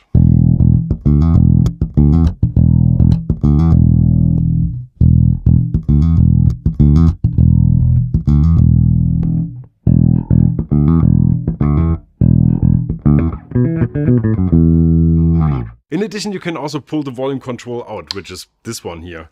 You get these three sounds again, this time not as humbuckers but as single coils.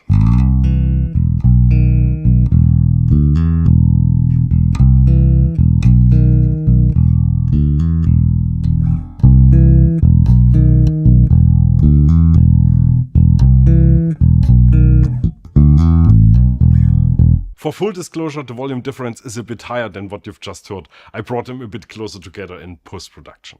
The preamp is a 2-band EQ with controls for treble and bass, and the first one next to the volume is the pickup balance. And now let's move on to the woods. The body is made from American basswood and it has a flamed maple veneer on top, so it looks all pretty. The matte charcoal finish looks awesome, but you can get the boot and bass also in natural if that's more your thing. The neck is roasted quarter-sawn maple, reinforced with carbon fiber and walnut. The fretboard is roasted maple too, and it comes with 24 stainless steel frets plus 0 fret and a flat 20-inch fretboard radius. The best thing about these necks is Strandberg's so-called Endure neck profile, which helps you to play with a better left-hand position, but again, more about this later with the dog. This bass comes with a very nice kickback and the best set of tools I've seen in a while, even with earplugs so your partner doesn't leave you during the honeymoon phase with this beauty. Now I want to play you a little thing we've recorded with Frank, arguably one of the best things we've ever recorded on this channel. A very unique technique he uses live as grand finale for his slap bass solos. Enjoy.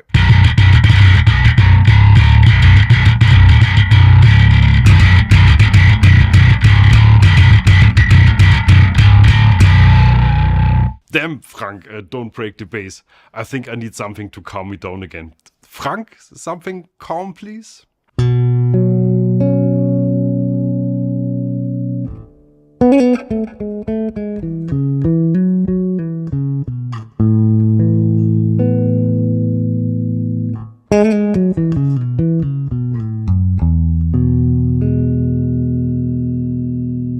So now let's get to the final part. Let's catch our appointment with the bass doctor. Hi Randall, so who are you and what's your profession? I am Dr. Randall Kurtz. I'm a chiropractor, acupuncturist, bassist, and I specialize in the prevention and treatment of injuries to musicians, a topic on which I write books, lecture, and I also serve as a consultant and in development on ergonomic products for the music industry. Welcome. So what are the typical issues the bassists you're treating are struggling with? One of the main things that I see in bassists especially is unnecessary bending of the wrist. This is usually to navigate an instrument in a way that is really unsuccessful a lot of the time, simply because when a player bends their wrist too much, whether it's the right or the left, in order to play, they find a comfortable position, and that can lead to repetitive strain type injuries, pinched nerves, carpal tunnel, or just pain in the musculature, which affects everything on up the chain: elbow, shoulder, neck, eventually the back, etc. And that's on both sides. Okay, and why are these basses so interesting from your point of view? What makes them different? So what I really like about this Strandberg instrument is several things. It was developed with an ergonomic quality in mind for the musician to avoid things like what we just talked about, bending of the wrists, etc. Whether it's the right arm, first of all, it's incredibly light. As you can see, I am really putting no effort into moving this instrument around, but also the right arm, I'm able to follow this sort of fadeaway here, which allows me to be able to play in such a way that I'm not bending the wrist on the top of the instrument. The cutouts here enable one to be able to play in a sitting position comfortably. Many times with instruments, the best way to play is to put the instrument on this leg and have some kind of a stool, classical footstool or something, to raise the arm to put you in a good position for both wrists. In this case, you don't need to do that. You can use this cutout. You can sit there and practice scales or do anything you want, whether it's serious practice or whether you're watching television. Same thing here. You can put it on this leg. You can also put it on this leg if you wish, but you don't have to. It's not necessary because of the availability of these cutouts. When I am playing this instrument, the biggest feature about this is the Endure neck, which is a Strandberg proprietary neck in which the back is sculpted in such a way that there's almost like a ledge here. If you look here, you'll see that it kind of goes like this and down the length of the entire neck. That enables one to be able to play in such a way that their thumb is going to follow the neck and it is going to become entrained into the brain and then to the fingers and to the body in such a way that it guides your hand to the best position. In other words, your thumb doesn't have to come up over the neck or doesn't have to go way down like that. Again, bending the wrist like we talked about earlier. It follows this pre-designed pattern, which allows one to be able to easily navigate the length of the neck and have their hand follow and be in the most advantageous position at all times. Thanks for joining me in this video and thanks for your insight into this topic. Thank you, Bass the World and Strandberg, for having me today. It was a great pleasure to be here, and I wish you all the best always. I hope this was useful to you. If you want to learn more about this bass, maybe even buy one, or get in touch with Dr. Randall Kurtz, you can find links to everything in the video description. That's it from me. Thanks for watching and bye-bye. Bass Nice. Man, he's got that professor voice.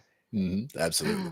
I feel like I just took a college course. that ledge he's talking about on the back of the neck. Most necks have that rounded profile on the back, where it's just the smooth round profile on the back. Well, didn't you recognize it's a Strata? Strandberg, yeah. Yeah, you picked up on that, like. Like you said, those cutouts, that's unique. Like when you see that somewhere, those cutouts and the headless, that really jumped out at me. I'm not sure if they're all fan fret like that, where the frets kind of splay out instead of all being straight the whole way. That's one thing, where the different scale length on each of the strings, that way when they're this way, the fattest string is the longest and the skinniest string is the shortest. And as you're playing up the neck, when you're going to the thinner strings, the frets are a little bit closer together, so they're easier to get to at that point. But it's one of those things that also has 24 frets. It's a 5-string bass with 24 frets, which is the same as the ESP bass I use over one of the studios. Isn't 24, 25 as far as you can go? 24 is, well, you could go further. I've seen 26, but like 24 is a full 2 octaves. So like the open string on the lowest string is a low B. So it's a low B there, and at the very middle is the 12th fret, and that's also a B. And then way up, the highest fret you can get to is also a B. So you gotta want to squeal up there. Yeah, and that's the thing, is I'm usually not, especially not the fat strings. I'm usually not playing the fat strings up that high. I'm usually using the fatter strings down at the low end, and then as I'm moving up to the highest notes that you can get to, you're on the skinniest strings and all the way up into the body. Yeah. Frank was definitely giving it some different variety. One technique I don't use a lot is the punching of the bass, because it just feels mean, you know? I mean, I get it, and I have used it as like at the very end of a song, like hit that one last note, and you just kind of thump with the hand, like, and you can drive that note a little bit further without there being another active, ping of the note. You just kind of build it back in from underneath. As long as you don't smash your bass afterwards, or do Nirvana-ish and throw it 9 feet in the air. Or Jocko and throw it at the drummer. Not a good okay, idea.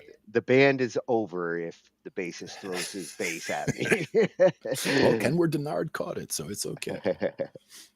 Good stuff. I bet you he's probably dealt with it at Bass the World Official. I bet you he's had a bass thrown or dodged it. And again, that one was so light. I think, what did he say, 6 pounds, 6.4 pounds? I mean, I know he was holding it like it was just and that's the thing, is, I mean, that's the way I hand my 5-string around, and my 5-string is way heavier than that. But I just grab it by the upper horn and just here.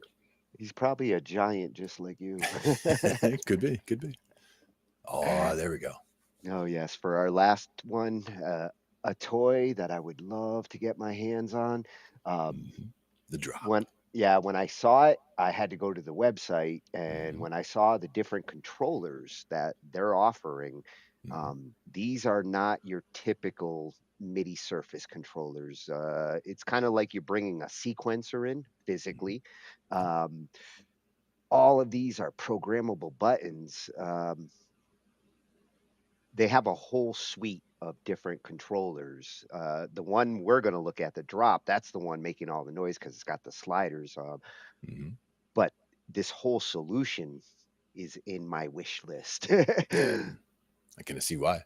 And it did look like there were multiple modules, right? Like as far as you would connect together or use different modules for different things. Yeah, they've got this oxy, and the drop is.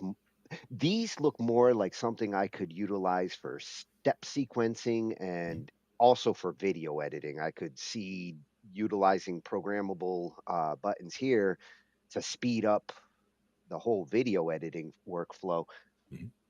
But this drop is the first one in my MIDI controllers. If it's not that Presonus that I've been eyeing, Right. this is the other one that offers feature for feature everything, plus a couple of unique ones that the Presonus doesn't have. Yeah. Now the Presonus, we just went and hooked the Studio Live 32 back up over at the studio out in Pennsylvania there. We had taken the board out to go to one of the gigs out at the baseball stadium, and then we brought it back over and hooked it back up in the studio, got everything back to the snake and all that, got everything all back in nice. But now it's a matter of getting the drums all wired back up next time around. So we'll do that next week. Yeah. We figured we'd get the board in and get a little jam session going. Next week, we'll get the drums back. Now, I found this one in our feed of subscribed channels, the Midlife Synthesis. Nice. Yeah, we looked at this site a couple months back for one of the gear reviews, and great reviews on gear, covers everything that it does. And that's at Midlife Synthesis over on YouTube. This is the drop, the OXI, I think that's the company, OXIinstruments.com. This is their new surface controller that you can basically do all the mixing you have to do with your mouse on a physical surface. And what connections do you see in the top there? Does that look like all 1/8 inch? On the back, I USB-C? see either 1/8 inch or... Let me see if they have the... Yeah, it looks too small to be any XLRs at all, I think. Not that it would need them, just saying. Yeah, there's usually like a back view. That's all right. I'm sure it'll go over it in the video too. Yeah, they don't actually have it on their website yet. I think it's that new. Like, I just started seeing it pop up. I do see 1/4 inch here, or those are 1/8 inch. Probably 1/8. It looks like it's quite small, so it's probably 1/8 inch would be my guess. I will find the back of that as we watch, or they might actually show it. I didn't even think. I'm sure they will. That's just me getting ahead of us. Damn it, I already want one. Yeah. That's me getting ahead of us. Make it 2. Get me 2, Utah. Give me 2. Squared. This video is rated G for gas. This is Newsight's drop, and at the risk of sounding overly enthusiastic, it is by far the most exciting MIDI parameter controller I've reviewed since I started this YouTube channel. It is an insanely customizable, highly playable, and ultimately satisfying tool for music making, live playing, and improvisation that offers a level of precise control and room for creativity that I can only compare to the Octatrack, but without the heavy learning curve or weird electron lingo. In this video, I want to show you what it is, what it does, and why I haven't been able to put it down since it got here. For full disclosure, Newsight sent me Drop at no cost for review, but they're not sponsoring this video and have no oversight into what I say or don't say here. This video does have a sponsor, the good folks at Analog Cases, but more on them a bit later. If you're already subscribed, huge welcome back, my friend. If this is your first time here, Hi, welcome to the Midlife Synthesis. Let's get started. Okay, so right out the gate, the amount of available controls here is massive. The Drop features 32 rotary knobs that double as push encoders, 8 buttons and 8 faders. However, you actually have double that amount since the Drop works with 2 layers, A and B, which operate simultaneously. These controls can have up to 8 MIDI targets each. So for example, you could control up to 8 different synths filter cutoffs by turning just one knob. That's all well and good, but what really sets the Drop apart isn't the sheer amount of available control. It's the clever way in which you can manage and automate several of those controls at once for insane musical outcomes. But I'll explain them in full detail when we get to that. The Drop comes in a sturdy metal casing with black and gold highlights. It feels absolutely premium, and I for one really dig the aesthetics. On the back, the Drop has a dedicated power input, 2 USB ports, one of which can be used to power the unit from a laptop or power brick, microSD, CV in and out, 4 TRS MIDI ins, and 4 TRS MIDI outs. A really smart feature here is that the MIDI outputs can be set to be either TRS Type A or TRS Type B, which, if you've suffered the headache of incompatible TRS types, it is kind of a lifesaver. On the left side of the front panel, you get this handy dandy knob that controls the speed of the jump transitions, which I'll demo in just a second. Right next to that knob are the control buttons for play, stop, tap tempo, as well as jump, drop, and snapshot edit menus. The button grid under that serves for both saving and launching snapshots, as well as inputting notes, which can be set to a scale or played chromatically. When set to DAW control, it can also launch clips in Ableton, for example. Finally, at the very bottom left, you have the fully colored main screen. The screen and the buttons surrounding it serve multiple purposes, such as letting you know where you are in the loop, when the next drop or jump is coming in, and also being your main interface to navigate all the many options that drop has to offer. The faders and knobs have no wobble whatsoever, and the rubber gives them a nice grip and feel to them. The entire unit feels like it was made to deal with heavy abuse in live situations, and it's a good thing too, because it's really easy to get carried away when you're jamming on it. With so many physical controls here, a very understandable issue would be that you can't control all of this with just 2 hands and 10 fingers. And that's where the genius of the snapshot comes in. The concept of the snapshot itself is not a new idea. It's pretty much the same thing as a scene on an Octatrack or a parameter snapshot on Native Instruments machine, if I'm not mistaken. The snapshot will record the state of every parameter on the drop, like every fader and knob position, as well as the button on and off states. And the cool thing is you get 20 banks of 20 snapshots, and you can morph between them, either automatically with a jump or a drop, or manually, much like the Octatrack. These can be used to act as something as simple as a safety net, where you allow yourself to explore and experiment on the live set and have a quick way of returning to a safe state of your performance. Or it can be used to create amazing transitions, moments of tension and release, and as the name suggests, well-timed drops in your music. There are 2 ways of making these transitions, which are called jumps and drops. Jumps are triggered by selecting a snapshot, and the time it takes for the transition to take place is controlled with this knob I mentioned before. That means that the jump from one snapshot to another can either be immediate, or you can stretch it out for a considerable while.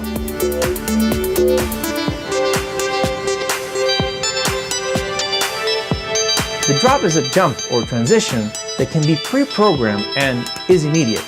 A drop will always override a jump, and you can set it as a single drop or have it repeat to a desired length. This means, for example, that you can have it set up to return to that safe spot every 4 bars and go nuts tweaking parameters in the meantime, all the while knowing it will always return on your designated beat to the safety zone. You can also chain snapshots to be triggered in a specific order, so you can have everything going down, the filters cutting everything off, and then everything comes back up again. So effectively, you can plan out entire songs with transitioning parameters. Hey, you there. Yes, you. Are you tired of playing your synths in your dusty old studio all the time? Well, worry no more and break free with Analog Cases. Analog Cases makes custom cases that are both comfortable and stylish. They have cases for everything from sensible analog polysynths to tiny overpriced groove boxes and beyond. Take your music wherever you go. With Analog Cases, we got you covered. Analog Cases does not recommend taking your synths into molten lava or into endoscopies. Thank you so much, Analog Cases, for supporting this channel and helping me keep the lights on.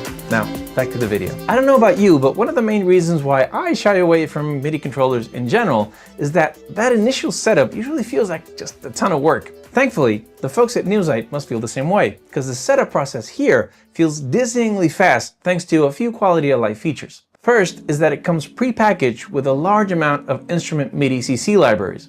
You'll find most of the fan favorites in here, like the R2R Microfreak, pretty much all the Electron boxes, the Novation Peak, and so on and so forth. After adding an instrument, you then proceed to mapping, which in this case literally means twisting a knob or pressing a button, and you can just start looking for a destination within that CC bank of that instrument. To make this process even faster, you can move or copy a knob or fader onto another knob or fader and just change the target. For example, look at how fast I can assign fader volumes for all 8 tracks of my OPXY by just copying and pasting my settings. The drop also has MIDI Learn, which means that even if your synth is not on this list, you can easily map out the controls if your synth knobs put out MIDI messages when you're turning them. The rotary knobs are highly customizable in how they behave, such as line from center, line from left, or stepped. Clicking these same rotary knobs can also be customized to toggle, reset to middle, reset to left or right, and so on. Even the sensitivity of the knobs can be adjusted to very fast, very precise, or something in between. Same goes for the faders. They give you the option of setting a maximum and minimum value, as well as stepped and smooth lines and multiple curves of behavior that you can choose from. Another great thing is that you can name everything directly on the drop without need to hook it up to a computer or additional software.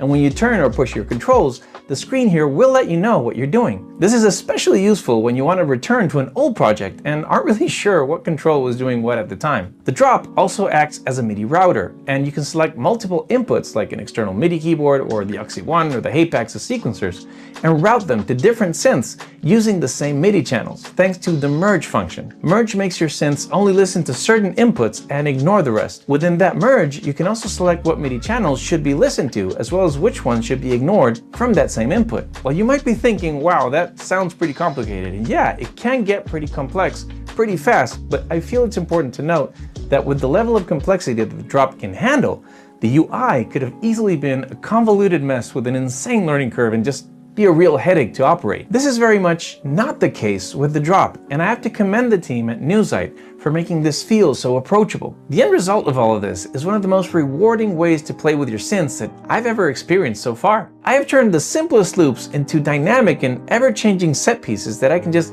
tweak around for literally hours, all the while having just a great time. And I have to say, when playing your MIDI controller is more fun than playing on your PlayStation 5, you know you got a winner. I've been using the drop for a few weeks now, and though I technically have the hang of it, I still feel I'm only beginning to discover all the possibilities it offers with its flexible mapping and inspired transition mechanics. I really feel this is going to be a staple of live sets in the years to come, and I think anyone remotely interested in performing with synthesizers should really give this a shot. As always, thank you so much for watching. I hope you found this video useful, or at least entertaining. Have a great week. I'll see you next time.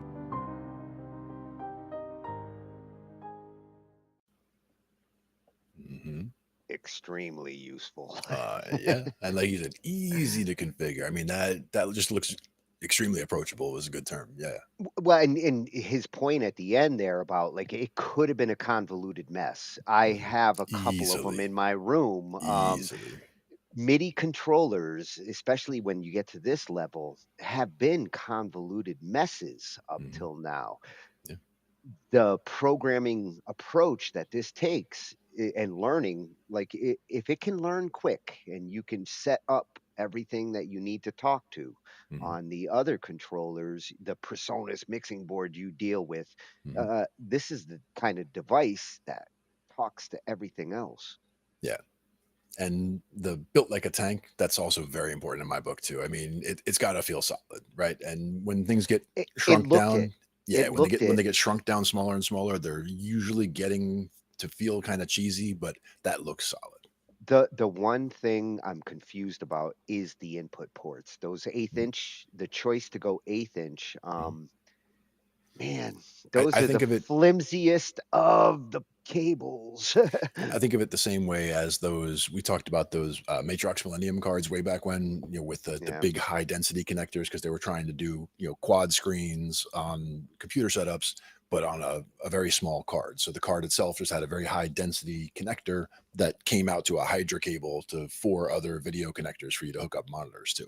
Same idea here, where those TRS connectors could all just be small 1/8 inch, and then if you need to adapt out to something else, but I hate my big issue with the little 1/8 inch is that the tips, and they're so easy to break. They're the most problematic. Like a good 1/4 inch plugged in and you're not constantly plugging and unplugging it all the time, lasts forever. An 1/8 inch, especially because they tend to be ones people plug in, unplug, and do it every day, they wear out fast. Yeah, and if this was the kind of thing that you're taking out gigging and hooking up and unhooking every single time, absolutely, you would probably end up with, like you're saying. But again, it does look like a solid tank piece, so I could also see it being totally fine with that. But again, I could see it just being one of those things where if you were to try to build the same device, but build it with the larger connectors in there so that you can do something cool. And for performance, like performance ruggedness versus, I can see this in my studio. That's what I was going to say. Yeah, I would definitely put it in the studio, but I could also see the use case for using it out live. But Oh, yeah. there would always be concerns, but minimizing the footprint and maximizing the usefulness of what you get. And I think this does the best job of any that I've You seen know in who a I long would time. see using this in performance mode? Yeah. DJs. Yeah. DJs tend to have that nice, like a laptop. Some of Mhm. them have two, and just a few little pieces of mobile gear, whether it's a little keyboard or, I mean, this has like sequencing possibilities, uh, triggering arpeggiators. Mhm. How you program these knobs and these sliders and what they do for a DJ Mhm. And might that's the not thing be is a volume slider.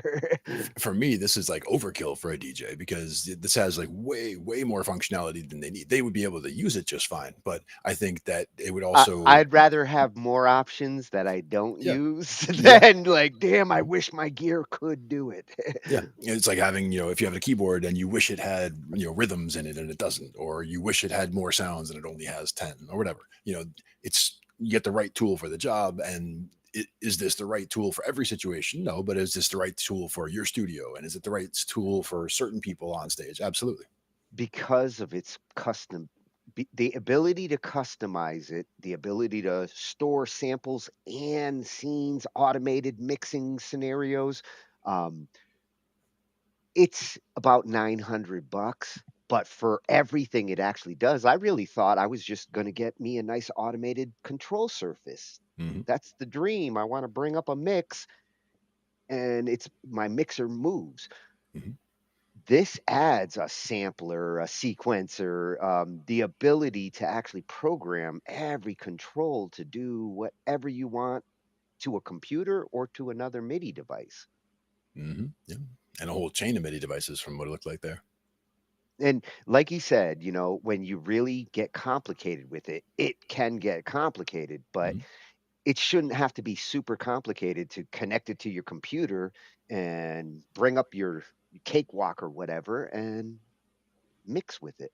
And even just looking at the scene where he had it, the backed away camera view where you could see all the different controllers and you see the step sequencer at the bottom. Like Yeah, yeah. you see it running and you know exactly what's happening. You can see just by glancing at it, like, okay, doom doom doom doom, like all the different things that are getting triggered right there. Yeah, and that layout is what I would see a DJ Mhm. bringing to the like event. And look, I got this controller for all the sequencing and arrangement. I got this controller for all the leveling and See, I could see a, somebody a like laptop. I could see somebody like Rebele doing something like, Oh, that whole absolutely. setup just because, for him, it's like, okay, let me get this beat set up with this, and then boom, just set that off and then go to the other part of the song. He uses that 505 and Yeah. its looping abilities, and it, this does everything that 505 does because it does have a built-in looper. It has a built-in sampler,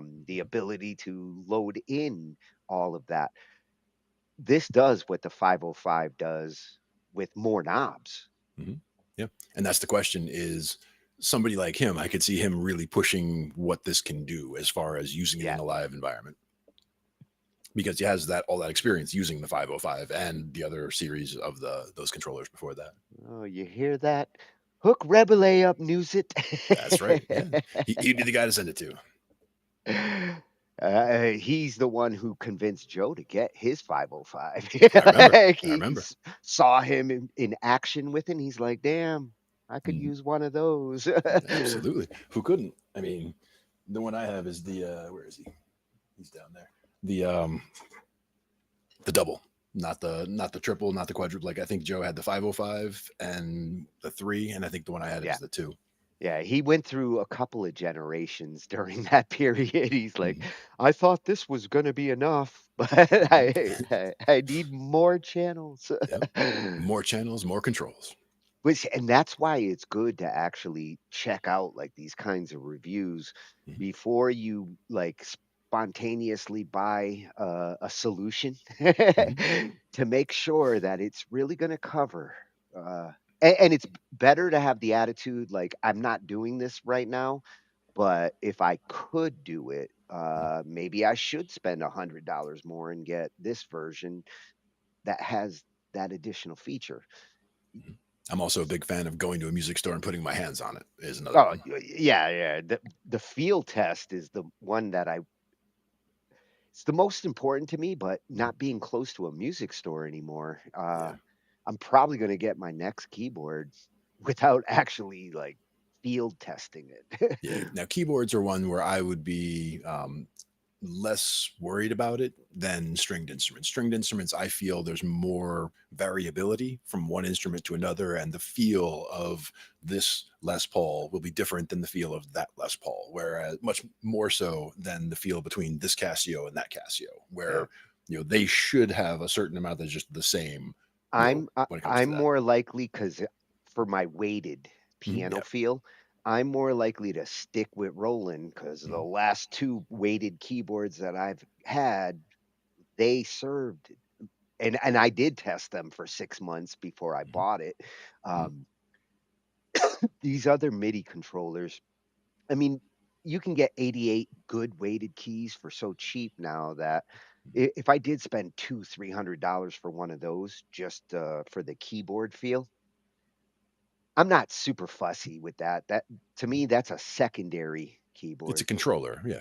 The idea is for the feel, so you can get that very soft sound by playing very gently, and you can get that very heavy sound by really pushing down those keys. If God forbid something fucks up on the F8, then at least I got a backup keyboard if that A starts doing that weird shit again. You can drive it from another keyboard, yeah. Like using a dumb terminal to drive the main computer. Yeah, I actually drive this Phantom from the weighted keyboard because I like those keys better. Sure. And the dynamics, that's again, for me, that's the big difference with the weighted keys is the dynamics of how quietly you can play and how loudly you can play and how much of a difference there is in the staccato as well. And there are times where, depending on the type of music that I'm working on, sometimes I do want the springy, bouncy synth plastic keys Exactly. because the weighted keys don't really help to do like Bon Jovi's Runaway. You don't want to do that on weighted keys. It's too much work. Exactly. And that's another one that we were talking about, that sus2 and the sus4. Like there's some of that going on in there too. Oh, we're gonna have a sus night. I'm augmented, diminished. It'll be a combination of adjustments. There you go. I like it. The altered chords night.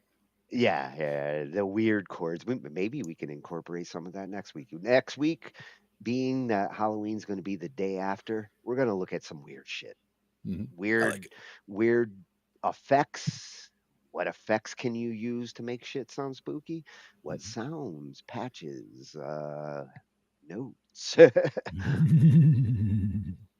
Oh, yes, we need a scary Glenn laugh. The scary giggle. Well, now give me a mwahaha. Like you're about to, yeah. We'll be back next Thursday with some spooky time talking shh. I.T. I said shh. Night, everyone. Take care. We cover digital audio workstations and music tools. We explore theory, gear, and MIDI too. How to arrange, compose, and the art of arranging. Taking a look at AI and how the times have changed. On a PC or a Mac and even with a mobile device, we'll be talking about it all every Thursday night. From software to plugins and synths that entice. Dive deep into tech and let creativity take flight. Talkin Shhh I.T. We're talking Shhh I.T. Come and join in and have some fun. It's highly educational with a lot to learn. From bedroom producers to seasoned pros, we're breaking it down so knowledge grows.